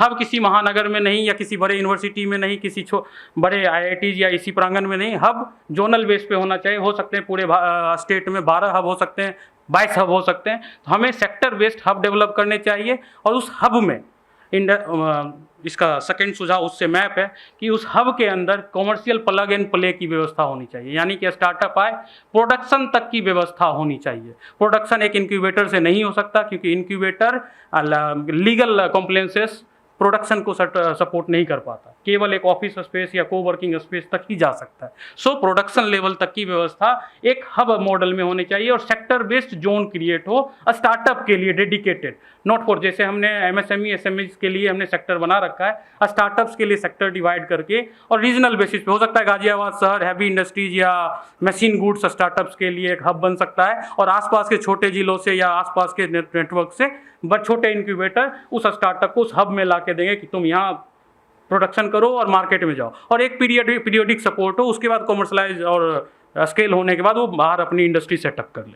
दूसरा, स्टार्टअप फंडिंग थ्रू इंक्यूबेटर्स होनी चाहिए, क्योंकि अभी शासन अपने लेवल पे करता है और तो इंक्यूबेटर की कैपेसिटी बिल्डिंग नहीं हो रही है। इंक्यूबेटर की कैपेसिटी बिल्डिंग होगी तो वो सस्टेनेबल होंगे और लॉन्ग टर्म में शासन को हाथ पकड़ के नहीं चलना पड़ेगा, वो खुद चल लेंगे। जैसा कि कुछ मॉडल्स हैं यूपी में 5-6 ऐसे रिफ्लेक्टिंग मॉडल्स हैं जो कि सेल्फ सस्टेनेबल हैं और अपने दम पे काम कर रहे हैं। तीसरा, फंडिंग और रिवीजन होना चाहिए। स्टार्टिंग यूपी पॉलिसी में 11,25,000 तक की ही फंडिंग अपॉर्चुनिटी है, जबकि डीप टेक में करोड़ों तक का इन्वेस्टमेंट है और सालों का वक्त लग रहा है। सो इसकी स्टार्टिंग यूपी पॉलिसी में थोड़ी फंडिंग का स्केल चेंज होना चाहिए और डीप टेक स्टार्टअप के लिए में भी अगर जो उससे हम नहीं कर पाते हैं तो डीप टेक स्टार्टअप के लिए अलग से deep start funding opportunity create की जाए और प्रूफ ऑफ कॉन्सेप्ट से लेकर कमर्शलाइजेशन तक जाना चाहिए। धन्यवाद, थैंक यू। कार्यक्रम का अगला सत्र है स्किलिंग एट 2047। स्पीकर हैं Shri Amit Patel, senior lecturer, government polytechnic Ghaziabad. मैं आपको आमंत्रित करता हूं सर। हमको नंबर ऑफ ट्रेनर्स इंक्रीज़ करने होंगे। एज पहले भी 2 स्पीकर बता चुके हैं कि ट्रेनिंग इज़ रिक्वायर्ड, जो कि चाहे स्टूडेंट्स के लिए हो, टीचर्स के लिए हो, सबके लिए ट्रेनिंग रिक्वायर्ड है। अगर हम AI ML और ये चीज़ें इंट्रोड्यूस करना चाहते हैं, जैसे प्रीवियस PPT में हमारे था कि हम 400 लाख पीपल को ट्रेन करना चाहते हैं by 2047। So we need around 20,000 to 40,000 trainers. तो उसके लिए क्या क्या चीज़ें कर सकते हैं? नेशनल ट्रेनर डेवलपमेंट मिशन के through and train the trainer programme, leverage the higher education institution और industry collaboration and using of technology and AI and incentive and career pathway, localize the multilingual training और public private partnership करनी होगी। तो expected result after that what will be कि massive skilled workforce develop होगा, higher employment और entrepreneurship होगा, strong sustainable training ecosystem होगा, global recognition and boost it will boost the economy, social equality and inclusion होगा, cultural and life long learning होगी। So what required to be altered, उसमें curriculum overall हमको change करना होगा, upgrade the infrastructure, train and recruit the skilled faculty, strength industry collaboration, establish innovation and skill hub, promote the digital and lifelong learning, focus on global skill standards, inclusive and holistic education and continuous feedback and quality improvement. जैसे कि अभी हमारे polytechnics हैं 121 polytechnic, उसमें 7,000 crore rupees invest किए जा रहे हैं उसको अपग्रेड करने के लिए। हर जगह पे एक एक्सेलेंस सेंटर बनाया जा रहा है टाटा के through. So we are doing that. Thank you. आज हमारे बीच उपस्थित हैं एक प्रतिष्ठित व सम्मानित अतिथि डॉक्टर जितेंद्र कुमार तोमर जी, जिनका व्यक्तित्व और कार्यदक्षता स्वयं में एक परिचय है। आपने उत्तर प्रदेश सरकार के कृषि विभाग के निदेशक के तौर पर कार्य किया। सर, आपका स्वागत है। आप कृपया सभी को संबोधित करें। Thank you. विकसित उत्तर प्रदेश एट 2047 के उपलक्ष्य में जो आज प्रथम सेशन यहाँ पे आयोजित किया गया है, उसमें उपस्थित हमारे परम आदरणीय एक्स चीफ सेक्रेटरी आदरणीय श्री राजेंद्र कुमार तिवारी सर, हमारे बीच में उपस्थित अपर मुख्य सचिव ऊर्जा आदरणीय श्री नरेंद्र भूषण जी, डिस्ट्रिक्ट मजिस्ट्रेट गाजियाबाद आदरणीय श्री रविंद्र जी, सीडीओ गाजियाबाद आदरणीय अभिनव जी, हमारे इस जो महत्वपूर्ण संस्थान है गाजियाबाद का KIT, वहाँ के सभी पदाधिकारीगण, स्टूडेंट्स और छात्र और छात्राएं। आज अभी हमारे ACS साहब ने जो एक विचार आपके सामने रखा है कि किस तरह से हम 2047 के बारे में चिंतन करेंगे, किस तरह से उसमें आइडियाज़ देंगे, उसके बारे में विस्तार से आपसे चर्चा की। लेकिन जो 3-4 बातें मैं भी यहाँ पे आपके सामने रखना चाहूँगा कि हम लोग 2047 का जो डॉक्यूमेंट, विजन डॉक्यूमेंट बना रहे हैं, उसके बारे में इस जनरेशन का बहुत महत्वपूर्ण योगदान होगा, क्योंकि ये बच्चे आज के समय में IT से जुड़े हुए हैं और IT का रोल आज के समय में बहुत महत्वपूर्ण है किसी भी डॉक्यूमेंट को बनाने में, किसी भी डेवलपमेंट के बारे में विचार करने में। चूँकि मैं 34 साल एग्रीकल्चर डिपार्टमेंट में काम किया है, तो जो एजुकेशन के बारे में जो चर्चा हम लोगों ने किया है, उस पर काफ़ी सुधार किए जाने की आवश्यकता है। मैं ये बताना चाहूँगा कि जिस तरह से मेडिकल में इंटर्नशिप की व्यवस्था है, चूँकि प्रैक्टिकल एजुकेशन का हमारे यहाँ बहुत अभाव है, हम लोग थ्योरेटिकल एजुकेशन पे ज़्यादा फोकस करते हैं, लेकिन जिस तरह से मेडिकल में इंटर्नशिप की व्यवस्था है, उनको प्रैक्टिकल नॉलेज दी जाती है इंटर्नशिप के माध्यम से, इसी तरह से सभी डिसिप्लिन्स में, चाहे वो एग्रीकल्चर एजुकेशन हो, चाहे वो हमारी इंजीनियरिंग की एजुकेशन हो, कोई भी एजुकेशन है, जब तक उसमें हम लोग थ्योरेटिकल के साथ साथ प्रैक्टिकल पार्ट नहीं रखेंगे, तब तक उसका बहुत ज़्यादा इम्प्लीमेंटेशन में इस्तेमाल नहीं हो पाता है। तो इस पे हमारे जितने भी यहाँ पे स्टूडेंट्स हैं, उनको चिंतन करने की आवश्यकता है कि किस तरह से एजुकेशन को प्रैक्टिकल पार्ट के बारे में इम्प्लीमेंट किया जाए और किस तरह से इसमें विचार किया जाए। दूसरी महत्वपूर्ण विषय ये है कि चूँकि हमको ये सोचना है कि हमें सभी जितना भी हमारा प्रदेश का सिस्टम है, जितनी भी हमारा लेवल्स है, चाहे आप रूरल इंडिया की बात करें, चाहे सिटीज़ की करें, चाहे स्मार्ट सिटीज़ की बात करें, सभी को लेकर के साथ में चिंतन करना होगा, सभी को लेकर विचार करना होगा कि किस तरह से हम अपने इंस्टीट्यूशंस को उनको सुधार करें। उनका जो इंफ्रास्ट्रक्चर है उसमें जब तक बहुत अच्छे लेवल का सुधार नहीं होगा, तब तक हम लोग उस लेवल की एजुकेशन बच्चों को नहीं दे पाएंगे, क्योंकि एजुकेशन ही आगे आने वाले समय में जो भी विकसित भारत का आधार है वो होगा। तो इसलिए आप जितने भी हमारे स्टूडेंट्स हैं, उसको इस बारे में भी सुझाव देने पड़ेंगे कि किस तरह से इंफ्रास्ट्रक्चर का डेवलपमेंट होना चाहिए, किस लेवल का होना चाहिए, चूँकि सभी को हमको ध्यान में रख के काम करना है। चूँकि हमारे यहाँ पे सब गाज़ियाबाद जैसे इंस्टीट्यूशन नहीं हो सकते हैं, हमारे टाउन्स भी हैं, हमारे विलेजेस में भी हैं एजुकेशनल इंस्टीट्यूशंस। तो जो भी लेवल हमारे हैं, वहाँ पे सभी में अगर हम लोग इम्प्रूवमेंट करेंगे तो निश्चित रूप से उसका लाभ ज़रूर मिलेगा। तीसरा जो मेजर फोकस है, चूँकि आप देख रहे हैं कि क्लाइमेट चेंज के बारे में मैं ज़रूर आप लोगों से चर्चा करना चाहूँगा। चूँकि क्लाइमेट चेंज बहुत तेज़ी से हो रहा है, तो इसके बारे में विचार जरूर आना चाहिए, क्योंकि क्लाइमेट चेंज के हम लोग किस तरह से उसको मिटिगेट कर सकते हैं, किस तरह से उसको उसके बारे में सोच सकते हैं। क्योंकि हमें फूड सिक्योरिटी और न्यूट्रिशन के बारे में ज़रूर चिंतन करना पड़ेगा, क्योंकि हमारी जो आगे 2047 में जो भी, जैसे भारत की अगर आबादी की बात करें तो 165 करोड़ के लगभग एस्टिमेटेड है। इसी तरह से उत्तर प्रदेश की भी पॉपुलेशन है, वो 30 करोड़ के लगभग एस्टिमेटेड है। तो उसको दृष्टिगत रखते हुए हम लोग फूड सिक्योरिटी के बारे में भी चिंतन करना होगा कि हम आगे आने वाले 25 सालों में किस तरह से फूड सिक्योरिटी मेंटेन करेंगे, क्योंकि एग्रीकल्चर का सेशन इसमें रखा हुआ है, इसलिए यहाँ पे इसमें चर्चा नहीं करूँगा। केवल एग्रीकल्चर एजुकेशन के बारे में आपसे ज़रूर चर्चा करूँगा कि इन बिंदुओं पे विचार करने की आवश्यकता है। दूसरा मेरा अनुरोध ये भी होगा कि एजुकेशन के बारे में ज़रूर आप लोग अपने विचार रखिए, लेकिन बाकी जो और हमारे सेक्टर्स हैं, चाहे वो एग्रीकल्चर का सेक्टर हो, चाहे एजुकेशन के साथ साथ हमारे टूरिज्म है या और हमारे सेक्टर्स हैं, जिसमें सभी सेक्टर्स में आप लोग जो है अपने विचार रख सकते हैं। जैसा कि सर ने पहले ही बता दिया कि ये आपको उसी तरह से जो है जो स्कैन करके बार कोड को स्कैन करके अपना सुझाव देना है, अपना विचार रखना है। चूँकि हमारे बीच में हमारे एक्स चीफ सेक्रेटरी सर मौजूद हैं, उनके विचारों को भी हम लोग सुनेंगे। मैं सभी से ये अनुरोध करूंगा कि व्यवहारिकता को, जो प्रैक्टिकलिटी है, उसको ज़रूर ध्यान में रखें और उसको ध्यान में रख के अपने विचार दीजिए, जिससे उस विचारों को ही आधार मान करके, उन विचारों को ही ध्यान में रखते हुए आगे हम लोग ये डॉक्यूमेंट जो है तैयार कर सकें। ये गाज़ियाबाद, क्योंकि ये पूरे प्रदेश में ये कार्यक्रम चल रहा है, तो गाज़ियाबाद को ध्यान में रख के हम लोगों को गाज़ियाबाद का डॉक्यूमेंट तैयार करना है। तो उसके लिए ये ज़रूरी होगा कि हम लोग यहाँ का जो बेसिक आधार है, बेसिक डाटा का जो आधार है, उसको लेकर के, क्योंकि टारगेट जब तक हम लोग कोई तय नहीं करेंगे, उसको स्वाट को हम लोग तय नहीं करेंगे, स्वाट के आधार पर एनालिसिस नहीं करेंगे, तब तक हम लोग इस डॉक्यूमेंट को ठीक ढंग से तैयार नहीं कर पाएंगे। तो इसलिए मेरा सभी जितने भी हमारे स्टूडेंट्स यहाँ पे बैठे हैं, प्रोफेसर्स बैठे हैं, फैकल्टी मेंबर्स बैठे हैं, सभी उसमें अपने सुझाव दे सकते हैं। ध्यान ये रखना है कि सुझाव जो भी दें वो प्रैक्टिकल हो और दूसरा टू द पॉइंट हो, क्योंकि बहुत लेंदी जो सजेशंस हैं वो बहुत ज़्यादा इम्प्लीमेंट नहीं हो पाते हैं। तो टू द पॉइंट हो और शॉर्ट में हो, तो शॉर्ट में अगर आप लोगों के सुझाव होंगे तो बेहतर होंगे। मैं इन्हीं शब्दों के साथ अपनी वाणी को विराम देता हूँ। Thank you very much.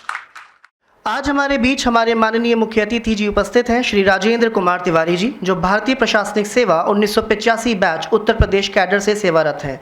आपने भारतीय प्रौद्योगिकी संस्थान कानपुर से बीटेक की शिक्षा प्राप्त की और यूके से गवर्नेंस एंड डेवलपमेंट में एमए की उपाधि भी अर्जित की। अपने व्यापक और प्रेरणादायक प्रशासनिक करियर के दौरान आपने उच्चतर शिक्षा, औद्योगिक विकास, कृषि, सूचना, गृह विभाग, श्रम, पंचायती राज जैसे कई महत्वपूर्ण विभागों में महत्वपूर्ण पदों पर कार्य किया। वहीं आगरा, सुल्तानपुर और मिर्ज़ापुर जैसे जिलों में जिलाधिकारी के रूप में अपनी सेवाएं भी प्रदान की। 30 अगस्त 2019 से 30 दिसंबर 2021 तक आपने उत्तर प्रदेश के मुख्य सचिव के पद पर कार्य किया। इस दौरान आपने संकट काल नीति निर्माण और विकास परियोजनाओं के सफल क्रियान्वयन में महत्वपूर्ण भूमिका निभाई। रिटायरमेंट के बाद भी आपकी सक्रियता और समर्पण अनवरत जारी रहे। आपको दिसंबर 2023 में डॉक्टर एपीजे अब्दुल कलाम तकनीकी विश्वविद्यालय के दीक्षांत समारोह में पीएचडी की उपाधि प्रदान की गई, जिसके शोध का विषय था उत्तर प्रदेश में सार्वजनिक सेवा वितरण प्रणाली का अध्ययन। अब मैं आदरपूर्वक श्री राजेंद्र कुमार तिवारी जी को मंच पर आमंत्रित करता हूं, ताकि वे हमारे सम्मिलित सभी छात्र छात्राओं को संबोधित करें व उन्हें प्रोत्साहित करें। विकसित उत्तर प्रदेश 2047 शताब्दी संकल्प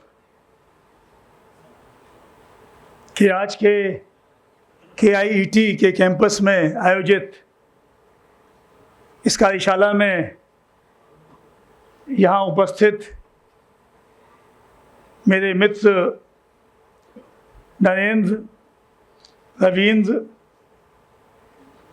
डॉक्टर गोयल, मेरे सहयोगी तोमर जी, अभिनव और यहाँ सभागार में उपस्थित KIET के सभी सम्मानित शिक्षक बंधु, छात्र छात्राएं व मीडिया के मेरे बंधु,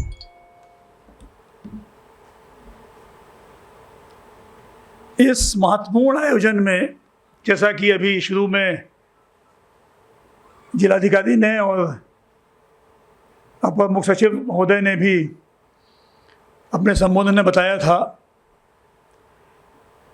हम एक बहुत ही महत्वपूर्ण अपने देश के विकास यात्रा के बहुत महत्वपूर्ण मोड़ पर पहुंचे हुए हैं। जब हम बात करते हैं कि विकास हो, तो आप में से कई लोग तो अभी बहुत यंग हैं, 20 साल के हैं, 22 साल के हैं, कुछ लोग हैं जो 50-60 साल के होंगे। हम में से प्रत्येक व्यक्ति अपने बचपन से, जब से हमने होश संभाला है, तब से लेकर अभी तक हम ये सुनते आए हैं कि विकास करना है। विकास की दौड़ हमारे पूरे जीवन भर चलती रहती है, इसके बारे में हम चर्चा करते रहते हैं।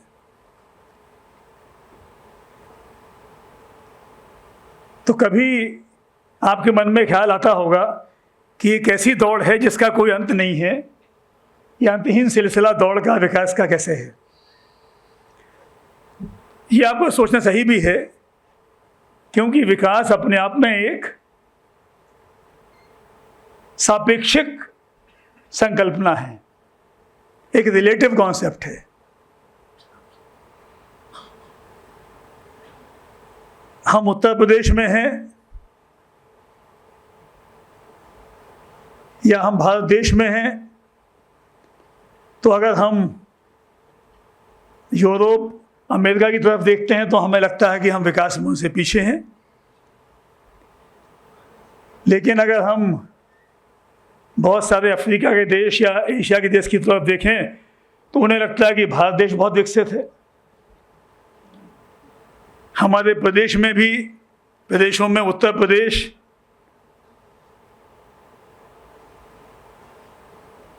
आज से, जब मुझे याद है कि जब हम स्टूडेंट थे या बहुत समय तक जब हम सेवा में भी रहे, आईएएस सेवा में जब हम आए, तो बड़ा खराब लगता था कि हमें बीमारू राज्य कहा जाता था। उसका फुल फॉर्म आपको मालूम होगा, बिहार, मध्य प्रदेश, उत्तर प्रदेश। तो ये 6-7 राज्यों को बीमारू कहा जाता था। और मैं छात्र के रूप में भी और आईएएस अधिकारी के रूप में भी ये सोच करके मुझे बड़ी उलझन होती थी, बड़ी तकलीफ होती थी कि आखिर हमने ऐसा क्या गुनाह किया है कि हम बीमारू राज्य में हैं। मुझे खुशी है कि कम से कम पिछले 7-8 सालों से, अब 10 सालों से बीमारू शब्द सुनना हमने बंद कर दिया है। अगर सुनना हो कभी तो बताइएगा, मैंने कम से कम सुनना बंद कर दिया है। और समय सीमित है, आंकड़े आपके पास सब मौजूद हैं। मेरे ख्याल से कुछ फोल्डर वगैरह भी हैं जो आपको दिए जाएंगे या दे दिए गए होंगे। विगत 8-10 वर्षों में हमारे देश ने भी और हमारे प्रदेश ने भी प्रगति तो की ही है विभिन्न क्षेत्रों में। उसके बहुत सारे आंकड़े बताने का समय नहीं है। प्रति व्यक्ति आय हो या जीडीपी हो, या हमारी बहुत विभिन्न क्षेत्रों में हमारी क्षमताएं हों, स्पेस में हों, डिफेंस में हों, तकनीक में हों, कृषि में हों, शिक्षा में हों, स्वास्थ्य में हों, बहुत इस विशाल देश की जो उपलब्धियां हैं वो बड़ी विशाल हैं, और वो भी इतनी बड़ी आबादी में, और जिसका पूर्व का इतिहास, खास तौर से जो पिछले 150-200 साल का हमारा जो गुलामी का इतिहास रहा है, उसको देखते हुए ये कम नहीं है। इसलिए हमें कभी ये नहीं विचार करना चाहिए कि हम किसी अपनी आंतरिक कमजोरी की वजह से ऐसे हैं। आंतरिक शक्ति तो हमारी ऐसी थी कि 400 वर्ष पूर्व पूरे विश्व का 25% जीडीपी भारत का होता था। हमारे जीन्स, हमारे जो पूर्वज हैं, उन्होंने हमें ऐसे जीन्स दिए हैं कि हम दुनिया में सर्वश्रेष्ठ थे और एक दिन सर्वश्रेष्ठ होंगे, इसमें कोई दो राय नहीं है। मुझे बताते बड़ी खुशी है, हम लोग पहले अक्सर अपनी राजनीतिक व्यवस्थाओं को भी बहुत दोष देते थे, लेकिन मुझे खुशी है कि हमारे देश की, हमारे प्रदेश की जनता ने धीरे धीरे लोकतंत्र में भी जिस तरह से हम वयस्क होते जा रहे हैं, हम बहुत अधिक बेहतर हमारा सोच हो रहा है, ये भी हमें अपनी व्यवस्था में दिखाई दे रहा है। मुझे खुशी है मेरे साथ अधिकारी यहाँ मौजूद हैं। शासन की व्यवस्था में भी कभी कभी आपको लगता होगा कि बड़ी गड़बड़ियाँ हैं। गड़बड़ियाँ निश्चित रूप से मेरा कहने का आशय नहीं है कि गड़बड़ियाँ कहीं नहीं होंगी, क्योंकि गड़बड़ियाँ करने वाले हम ही आप हैं। कोई बाहर के लोग आके गड़बड़ियाँ नहीं करते हैं, लेकिन जो व्यवस्था धीरे धीरे हमारे देश में मिली है, और मुझे स्वयं प्रदेश में सर्वोच्च पद पर कार्य करने का मौका मिला है, ये जरूर आश्वस्त करना चाहता हूँ कि वर्तमान जो हमारी राजनीतिक व्यवस्था है उसमें सही काम करने के लिए, सही सोच के लिए बहुत अधिक अवसर हैं, बहुत अधिक बेहतर वातावरण है। और अगर इस वातावरण में हम अपने को स्वयं इससे शामिल करते हैं और स्वयं प्रयास करते हैं, तो जो भी हम अपने लक्ष्य हासिल करना चाहते हैं उनको प्राप्त करने से हमें कोई रोक नहीं सकता है। लोकतंत्र में जो शुरुआत होती है वो चुने हुए प्रतिनिधियों से शासन चलाने की होती है, लेकिन आज हम जो कर रहे हैं और जो हमारे शासन में माननीय प्रधानमंत्री जी के नेतृत्व में देश में और माननीय मुख्यमंत्री जी के नेतृत्व में प्रदेश में जो सोच है, अब हम धीरे धीरे रिप्रेजेंटेटिव डेमोक्रेसी से पार्टिसिपेटिव डेमोक्रेसी की तरफ बढ़ रहे हैं। यानी कि प्रतिनिधि लोकतंत्र के बजाय जनप्रतिनिधि हमारे रहेंगे, उनका मात्र है, लेकिन जनता की सहभागिता नीतियां बनाने में, शासन के महत्वपूर्ण निर्णय लेने में सीधी जनता की सहभागीदारी हो, धीरे धीरे ये व्यवस्था अब मजबूती से अपने पैर जमा रही है। हमारी मॉडर्न टेक्नोलॉजी भी, जैसे अभी आपने सुना होगा QR कोड की व्यवस्था की गई है। ऐसा नहीं है कि आज हमारा सेशन अभी 1.5-2 घंटे में ख़त्म हो जाएगा, तो इसके बाद आपके सुझाव देने की अवधि भी समाप्त हो जाएगी। मैं अनुरोध करूंगा संस्थान से भी कि जो हमने चर्चा अभी शुरू की है, अगले कुछ दिन तक और सेशन ऐसे आयोजित करें। स्टूडेंट्स हमारे जो नवयुवक छात्र यहाँ बैठे हैं, इनके अंदर बड़ी प्रतिभा है, बहुत इनके सोच हैं। यहाँ इस सीमित समय में इनको अभी प्रतिभा करने का अवसर नहीं मिल रहा है, लेकिन अगले 15 दिन, 20 दिन, 1 महीने तक, और बल्कि उसके बाद भी शासन में तो ऐसी व्यवस्था है कि निरंतर आपके सुझाव का स्वागत है। और आपके सुझाव केवल सुझाव ही नहीं हैं, बल्कि ये महत्वपूर्ण निर्णय लेने की प्रक्रिया में शामिल होते हैं।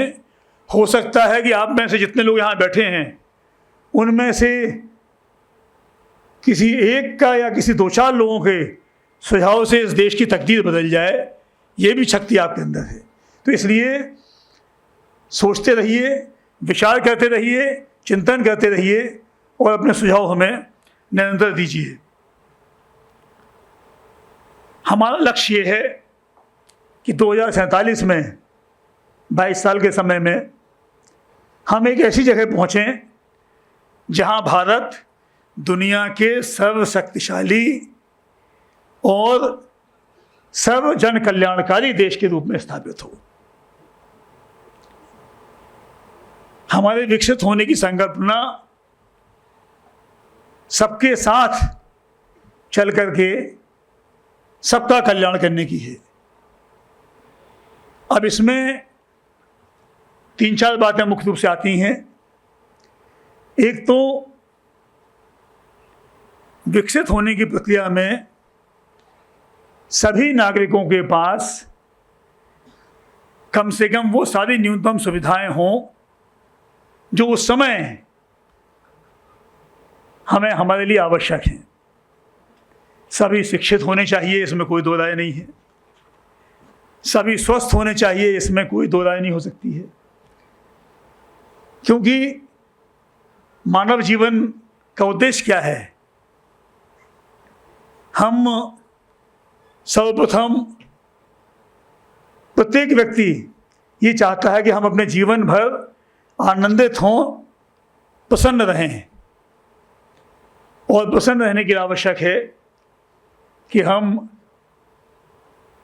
न्यूनतम सुविधाएं हमारे को उपलब्ध हों, हम स्वस्थ रह करके, शिक्षित होकर के अपने जीवन को पूरा करें। लेकिन उसके बाद हमें जो अटूट क्षमता दी है ईश्वर ने, बुद्धि दी है, उसको अधिक से अधिक हम कैसे विकसित करके प्रकृति के बारे में, इस ब्रह्मांड के बारे में, इसके रहस्यों के बारे में और बेहतर कैसे जानें। तो लगातार विज्ञान और ज्ञान की खोज में भी, उसके भी संवर्धन में और उसकी ऊंचाइयों को छूने में भी, और ख़ास तौर से एक शिक्षण संस्थान के लिए इससे अधिक महत्वपूर्ण क्या हो सकता है। तो ये चीज़ें ऐसी हैं जिस पर हमें निरंतर ध्यान देना होगा। अर्थ शक्ति, सृजन शक्ति और जीवन शक्ति के बारे में नरेंद्र जी ने बताया है। ये सारी शक्तियाँ हमें जागृत तो करनी ही हैं। ये शक्तियाँ जागृत करने की प्रक्रिया भी हमारी ऐसी होनी चाहिए जो सस्टेनेबल हो। विकास करने के लिए अगर हम प्रकृति को इस तरह से उसका दोहन करें कि कुछ दिनों के लिए हमें खुशी मिले, कुछ दिनों के लिए हम उसका आनंद लें, और उसके बाद में कठिनाई हो, जैसा ही कई जगह हो रहा है, तो ये स्थायी नहीं होगी। स्थायी आनंद के लिए, स्थायी खुशी के लिए हमें प्रकृति से उतना ही लेना है जो कि प्रकृति देने में सक्षम हो। अभी एक स्टडी में देख रहा था, अगर हमारे देश के सभी नागरिक अमेरिका के नागरिकों का जीवन स्तर अपना लें, अमेरिका के भोग का जो कंजम्पशन का पैटर्न अपना लें, तो हमारी धरती जैसे 7 या 8 प्लैनेट्स की जरूरत पड़ेगी, ग्रहों की जरूरत पड़ेगी सबके भोग को पूरा करने के लिए। और जिस तरह से हम अपने भोग को और बढ़ा रहे हैं, तो आप इतनी पृथ्वी कहाँ से लाएंगे? फिर क्या मंगल ग्रह जाएंगे या सौर मंडल के और ग्रहों पर जाएंगे, या इसके अलावा सौर मंडल के बाहर जाएंगे? तो हमें कंजम्पशन कैसे करना है? कंजम्पशन अकेला ही विकास का मानदंड नहीं हो सकता है, और कंजम्पशन भी ऐसा जो कि अनावश्यक हो, फिजूल वाला हो। हम अभी सोचें कि हम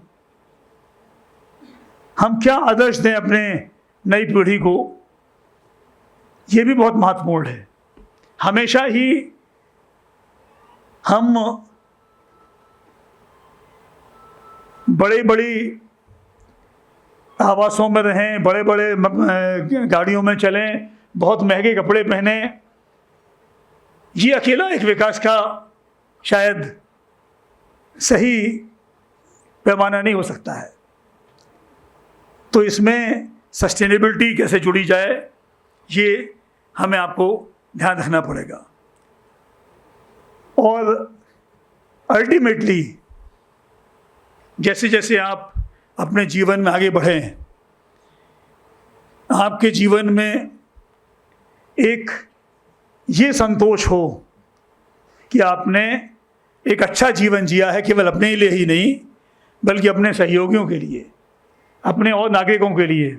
मैं देखता हूँ, विदेश जाने का मुझे मौका मिला है, विकास की एक बहुत बड़ी संकल्पना इस बात पर भी होती है कि हम अपने परिवार में, अपने समाज में, अपने देश में, अपने नागरिकों के साथ कितना मेलजोल करके रह सकते हैं, कितना उनका ख्याल कर सकते हैं। अगर ये पहलू, मानवीय पहलू हमारे विकास का नहीं होगा तो हमारे विकास की कथा पूरी नहीं होगी। लेकिन साथ ही साथ हमें शक्ति संपन्न भी होना है। केवल हम अच्छे हों ये तो आवश्यक है ही, लेकिन हम विश्व में अच्छी और बुराई का हमेशा संग्राम होता आया है, देवस्व संग्राम होता आया है, उसमें भी शक्तिशाली हों, ये भी निरंतर इस दिशा में हम काम करें, ताकि कहीं कोई ऐसा ना हो कि हमें हमारे सही विचारों के लिए हमें किसी गलत विचारों के अधीन, हम पहले ऐसी गलती कर चुके हैं। भारत देश जो एक ज़माने में सोने की चिड़िया था, उसके बाद कैसे हमें गुलामी की त्रासदी झेलनी पड़ी, ऐसी त्रासदी हमें आगे ना झेलनी पड़े, वो भी हमारे विकास की एक बहुत महत्वपूर्ण आवश्यकता हमेशा होनी चाहिए। मुझे विश्वास है कि हमारी जो नई पीढ़ी है, अगर उसको हम सही रास्ता दिखाएं और हम भी दिखाएं और वो स्वयं अपने आप को दिखाएं, क्योंकि नई पीढ़ी भी हमारी स्वयं बहुत जागरूक है, कैसे हम इस पर एक संतुलन बनाते हुए अपने विकास के लक्ष्यों को प्राप्त करें, समावेशी विकास करें, सबको लेके कैसे विकास करें, इस पे हम लगातार विचार करें और अपने प्रत्येक रूप में, अभी जैसे कहा गया था, चाहे हम वोट डालें, सरकार का चयन करें, जनप्रतिनिधियों का चयन करें। अभी भी सुनने में आता है कि हम कई बार जाति के आधार पे, कई बार धर्म के आधार पे, कई बार भाषा के आधार पे, कई बार क्षेत्रीयता के आधार पे, बड़े बड़े पढ़े लिखे लोग जिन्होंने मास्टर्स और पीएचडी भी कर ली हासिल, वो भी इन छोटी छोटी चीज़ों में बंद करके सोचते हैं। जब तक हम इससे बाहर निकल करके अपने मताधिकार के निर्णय को नहीं लेंगे, तब तक हम देश को विकसित नहीं कर सकते हैं। तो स्वयं से हमें अपने स्वयं के मस्तिष्क को, स्वयं के मन को विकसित करें, स्वयं अपने अंदर एक सही सोच लाएं, और अगर वो सही सोच लाते हैं तो भारत देश को विकसित करने में जो हमने 2047 के लिए अपने लक्ष्य रखे हैं, मुझे पूरा विश्वास है, मुझे आप में विश्वास है, मुझे अपने ऊपर विश्वास है कि हम 2047 के एक विकसित और दुनिया के सर्वश्रेष्ठ देश के लक्ष्य को, और उत्तर प्रदेश में अपने देश के सर्वश्रेष्ठ प्रदेश के लक्ष्य को हम पूरा कर पाएंगे आप सबके सहयोग से, ऐसा मेरा विश्वास है। मैं KIET को आभार करना चाहता हूँ, आपका धन्यवाद देना चाहता हूँ कि आपने कार्यशाला आयोजित की है, और इसमें बहुत सारे बहुत अच्छे सुझाव जो प्रस्तुतिकरण आपने दिए हैं, उसमें कई बहुत अच्छी बातें आई हैं जो हमने नोट भी की हैं, और हम उसको अपनी रिपोर्ट में शामिल करेंगे। ये रिपोर्ट आपकी बड़ी महत्वपूर्ण है, ये सुझाव बड़े महत्वपूर्ण हैं। आपने देखा होगा प्रत्येक ज़िले में 3 सबसे अच्छे सुझाव जो आएंगे उनको पुरस्कृत किया जाएगा, और मैं चाहता हूं कि इस सभागार में बैठे 3 में से कम, वैसे तो तीनों ही आप ले जाएं, लेकिन कम से कम एक जरूर ले जाएं, ये मेरी इच्छा है। और पूरे प्रदेश में 10 लोगों को प्रोत्साहित किया जाना है जिनके सुझाव एक सबसे ज़्यादा स्वीकार करने योग्य पाए जाएंगे। गाजियाबाद जिले को हम प्रदेश का विकसित जिला मानते हैं। अगर प्रदेश दुनिया होती तो गाजियाबाद एक विकसित क्षेत्र होता। हम फिर ये नहीं कह रहे होते कि हम विकासशील हैं। तो गाजियाबाद बाकी प्रदेश के जिलों के मुकाबले बहुत विकसित है। तो जब आप इतने विकसित हमारे प्रदेश में हैं तो 10 में से कहीं ना कहीं नंबर आपका भी एक आना चाहिए, ये मेरी अपेक्षा है, ये मेरा विश्वास है। बहुत बहुत धन्यवाद। जय Hind. Moving further, the forum is now open for question and answers. Students, engineers, managers, if you have any questions, please raise your hands. Our team is in the audience. They will pass on the mic to you. Actually सवाल से ज़्यादा हमें सुझाव चाहिए, क्योंकि आप सभी लोग जो हैं नई ऊर्जा से सोचते हैं, नए तरीके से सोचते हैं, उस तरह से। So I am Sonakshi Tyagi, student of KIET and pursuing MBA here. So my question is, what is the first initiative you are going to take in about like what you are going to do in till 2047? What is the first step is going to be? This is my main question.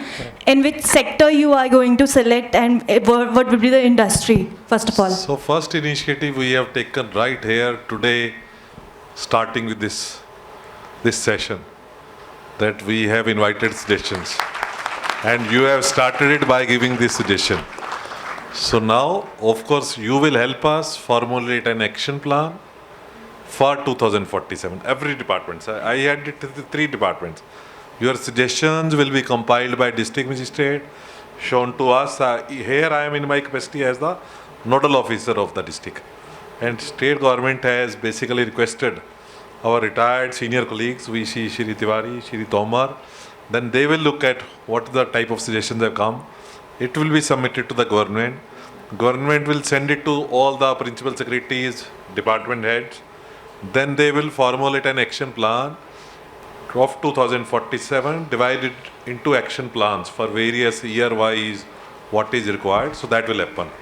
So I don't think I can speak about any one sector at this stage, although I had 3 departments. So I said the first action is this only, that we are inviting suggestions. Thank you. Thank you so much, sir. Greetings, sir. Sir, first of all, it's an honor for me to stand before you and ask this question. Sir, we have seen that that per capita income of Noida is around 6 lakhs, and the second highest per capita income in Uttar Pradesh is of Ghaziabad, which is just above 1 lakh. So there is very much difference. Now coming to the capital of our state, Lucknow, it is around 90,000 per capita income. So sir, why there is a lot of difference? And also sir, the GDP distribution between Western UP and Eastern UP, the Western UP is compromising about 71% of it, and the other part is of Eastern UP. So sir, why the Western UP is so much taking the larger part and the Eastern UP is not much developed as compared to it?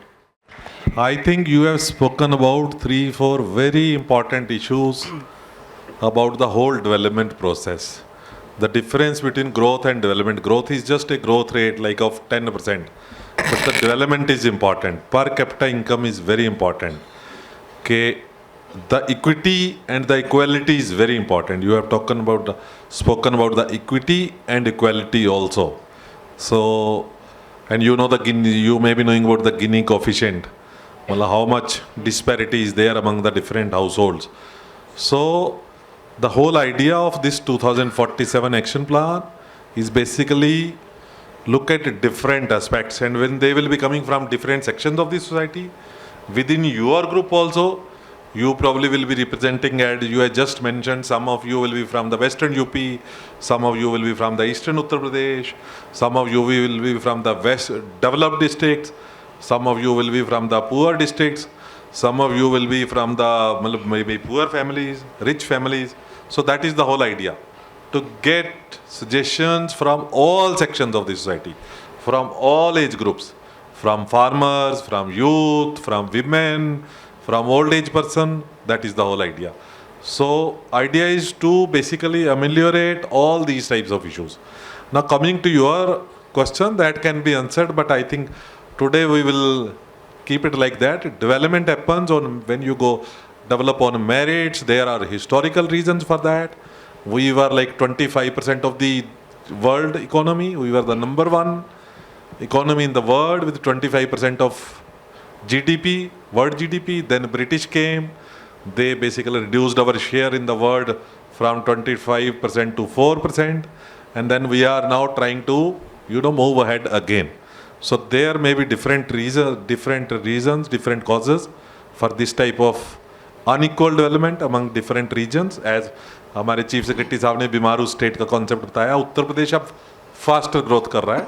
एक example देना चाहूँगा, जब हम 47 में जब हम देश आज़ाद हुआ, जो देश की पर कैपिटा इनकम थी उसका हमारा शेयर 97% था, यानी कि हम लगभग देश की पर कैपिटा इनकम को रिप्रेजेंट करते थे.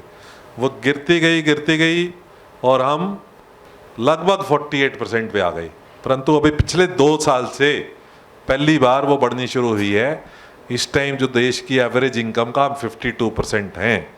तो हमने वो जो है गिरता हुआ ट्रेंड कि देश तेजी से बढ़ रहा था, उत्तर प्रदेश थोड़ा स्लो बढ़ रहा था, जो सर ने एक्सप्लेन किया बीमारू राज्य में, अब हमने पिछले 2-3 साल से जो देश की ग्रोथ रेट है उससे तेज उत्तर प्रदेश ग्रो कर रहा है, और जो इस प्रकार की दिखते हैं वो सब खत्म होंगी। इसके और भी बहुत आंसर है, परंतु मैंने संक्षेप में इसको बताया। सर एक छोटा सा सजेशन भी था कि जैसे गुजरात में वडोदरा, सौराष्ट्र, बड़ौदा और गुजरात की अलग अलग रणजी टीम्स हैं 4-4, बट उत्तर प्रदेश में सबसे ज़्यादा पॉपुलेशन है बट स्टिल खाली एक ही रणजी टीम है। ठीक है, आपका सजेशन हम लोग पहुंचाएंगे, ये आप सजेशन दीजिए, बहुत अच्छा सजेशन है। आपने कहा यूपी की कई रणजी टीम होनी चाहिए, हाँ बहुत अच्छा है, ये ऐसे सजेशन हमें चाहिए। Actually, I do not have a question but a suggestion, not for this generation but for the many upcoming generations. Like, people are not focused towards the greenery or planting trees. As I had a suggestion, like they can be given employment through that. Like especially able people who cannot do anything can be given employment, like planting trees and paid wages accordingly. As the employment is also not so much, they would get an opportunity according to that, and the upcoming generations would get an environment to breathe safely and they would be free from the diseases. मैं doctor Meenu Vashni assistant professor हूँ मान्यवर Kashiram government degree college से। तो sir मेरा question है, suggestion नहीं है, कि जैसे हमारे ट्रेडिशनल कोर्सेज चलते हैं, यहाँ पर सभी लोग बात करते हैं टेक्निकल एजुकेशन की, MSME भी टाई अप करना चाहती है, वो टेक्निकल से करना चाहती है, पर हमारे यहाँ चलते हैं ट्रेडिशनल कोर्सेज जैसे जूलॉजी, बॉटनी, केमिस्ट्री। तो हम लोग किस तरह से इस विकसित भारत में अपना योगदान दे सकते हैं, क्योंकि हम लोग कोशिश करते हैं कि हम भी कहीं से टाई अप करना चाहते हैं कि रिसर्च ओरिएंटेड हो, क्योंकि हम लोग जो सब्जेक्ट पढ़ा रहे हैं उसमें रिसर्च के अलावा ऐसा कुछ भी हमें स्कोप नज़र नहीं आता, या फिर हम जैसे बच्चे पैदा होंगे जो नेट क्वालिफाई करेंगे और इस तरह की जॉब में टीचर प्रोफेसर बनेंगे। तो सर हमारे लिए क्या सुझाव है, हम किस तरह से अपना योगदान दे सकते हैं इस उत्तर प्रदेश को विकसित करने में? Thank you sir. So technical skills या स्किलिंग अपने आप में एक इशू है। नॉलेज और जो हम स्किलिंग की बात करते हैं, नॉलेज या टेक्नोलॉजी, और उसमें बात करते हैं कि नॉलेज एक जस्ट नॉलेज करिए, और when you apply the knowledge it becomes a technology. Skill when you start applying the knowledge it becomes a skill. So everything is knowledge. Knowledge आगे ले जाने के लिए बहुत ज़रूरी है। मैथमेटिक्स कभी हम समझते थे किसी काम का नहीं है, आज पूरी आर्टिफिशियल इंटेलिजेंस, पूरा स्पेस टेक्नोलॉजी, सब लोग मैथमेटिक्स पे बेस्ड है। जैसे आपने जियोलॉजी की बात करी, आई थिंक ये भी बहुत महत्वपूर्ण है, बहुत ही महत्वपूर्ण है। हम जो है अमीबा से बन के इंसान बन गए हैं, और आगे क्या बनेंगे ये भी जियोलॉजी को आंसर करना है। तो ऐसा मत कहिए सब सब्जेक्ट इंपॉर्टेंट है, पर आप उसमें स्पेसिफिक क्या करना चाहते हैं उसके बारे में आप बताइए। आई थिंक जियोलॉजी ही उसका अभी, पूरी मेडिकल साइंस का भी पूरा आधार जियोलॉजी है।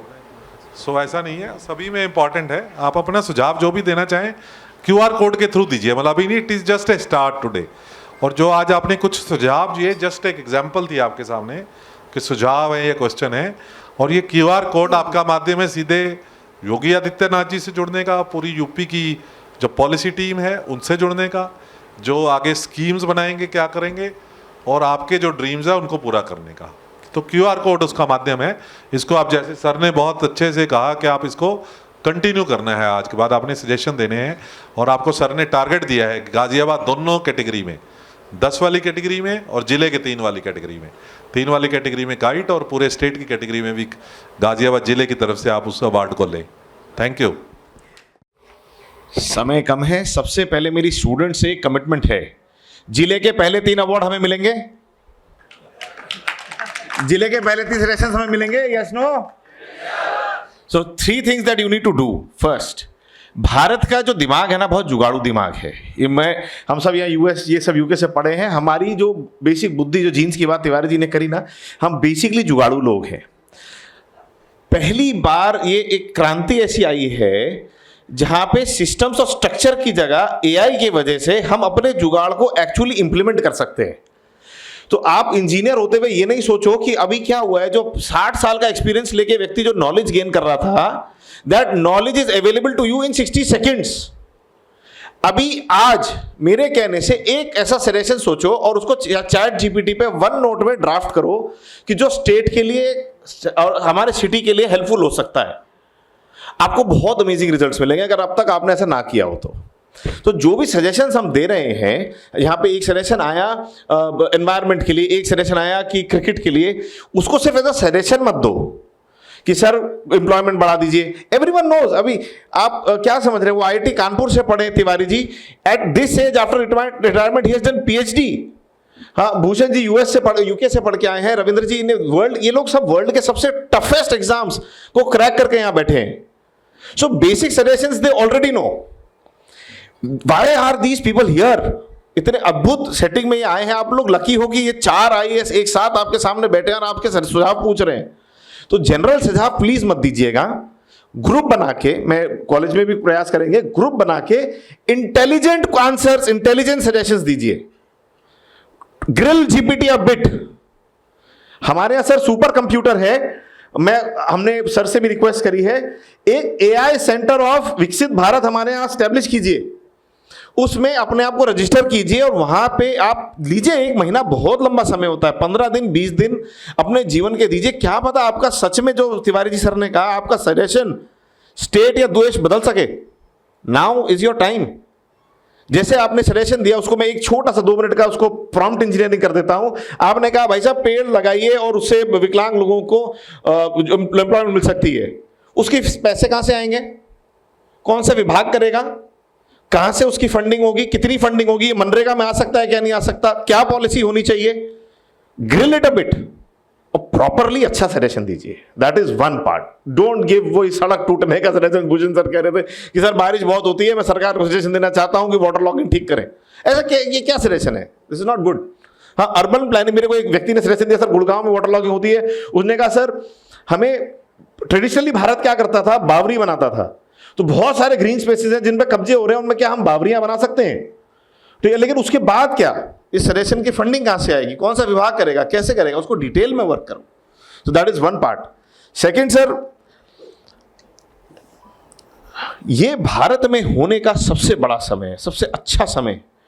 पूरे मेरे आसपास सारे मित्र सब देश दुनिया छोड़ छोड़ के भारत आ रहे हैं। जो सर बोल रहे हैं कि hockey stick, we are on that inflection point. तो इस समय को यूज कीजिए, अपनी क्रिएटिविटी को इस्तेमाल कीजिए। लास्ट, आई थिंक सर की जो जनरेशन थी ना सर, उसमें आप लोग सब बड़े अलग युग को देखा है। 1960 1970, उसमें देश बदलने का एक तरीका होता था रेवोल्यूशनरी, जिसमें सरकार से सवाल पूछे जाते थे, वो देश बदला जाता था। अब युग है सोल्यूशनरी। अब पहली बार मेरे जीवन काल में तो सर, और सर के भी जीवन काल में शायद पहली बार ही होगा कि सरकार चल के आई है आपकी सलाह लेने। लोग मर जाते हैं, वो अपनी सलाह दे नहीं पाते थे लोगों को। आज सरकार आपके पास चल के आई है। ये माननीय योगी जी का विजन है, इसमें पार्टिसिपेट कीजिए।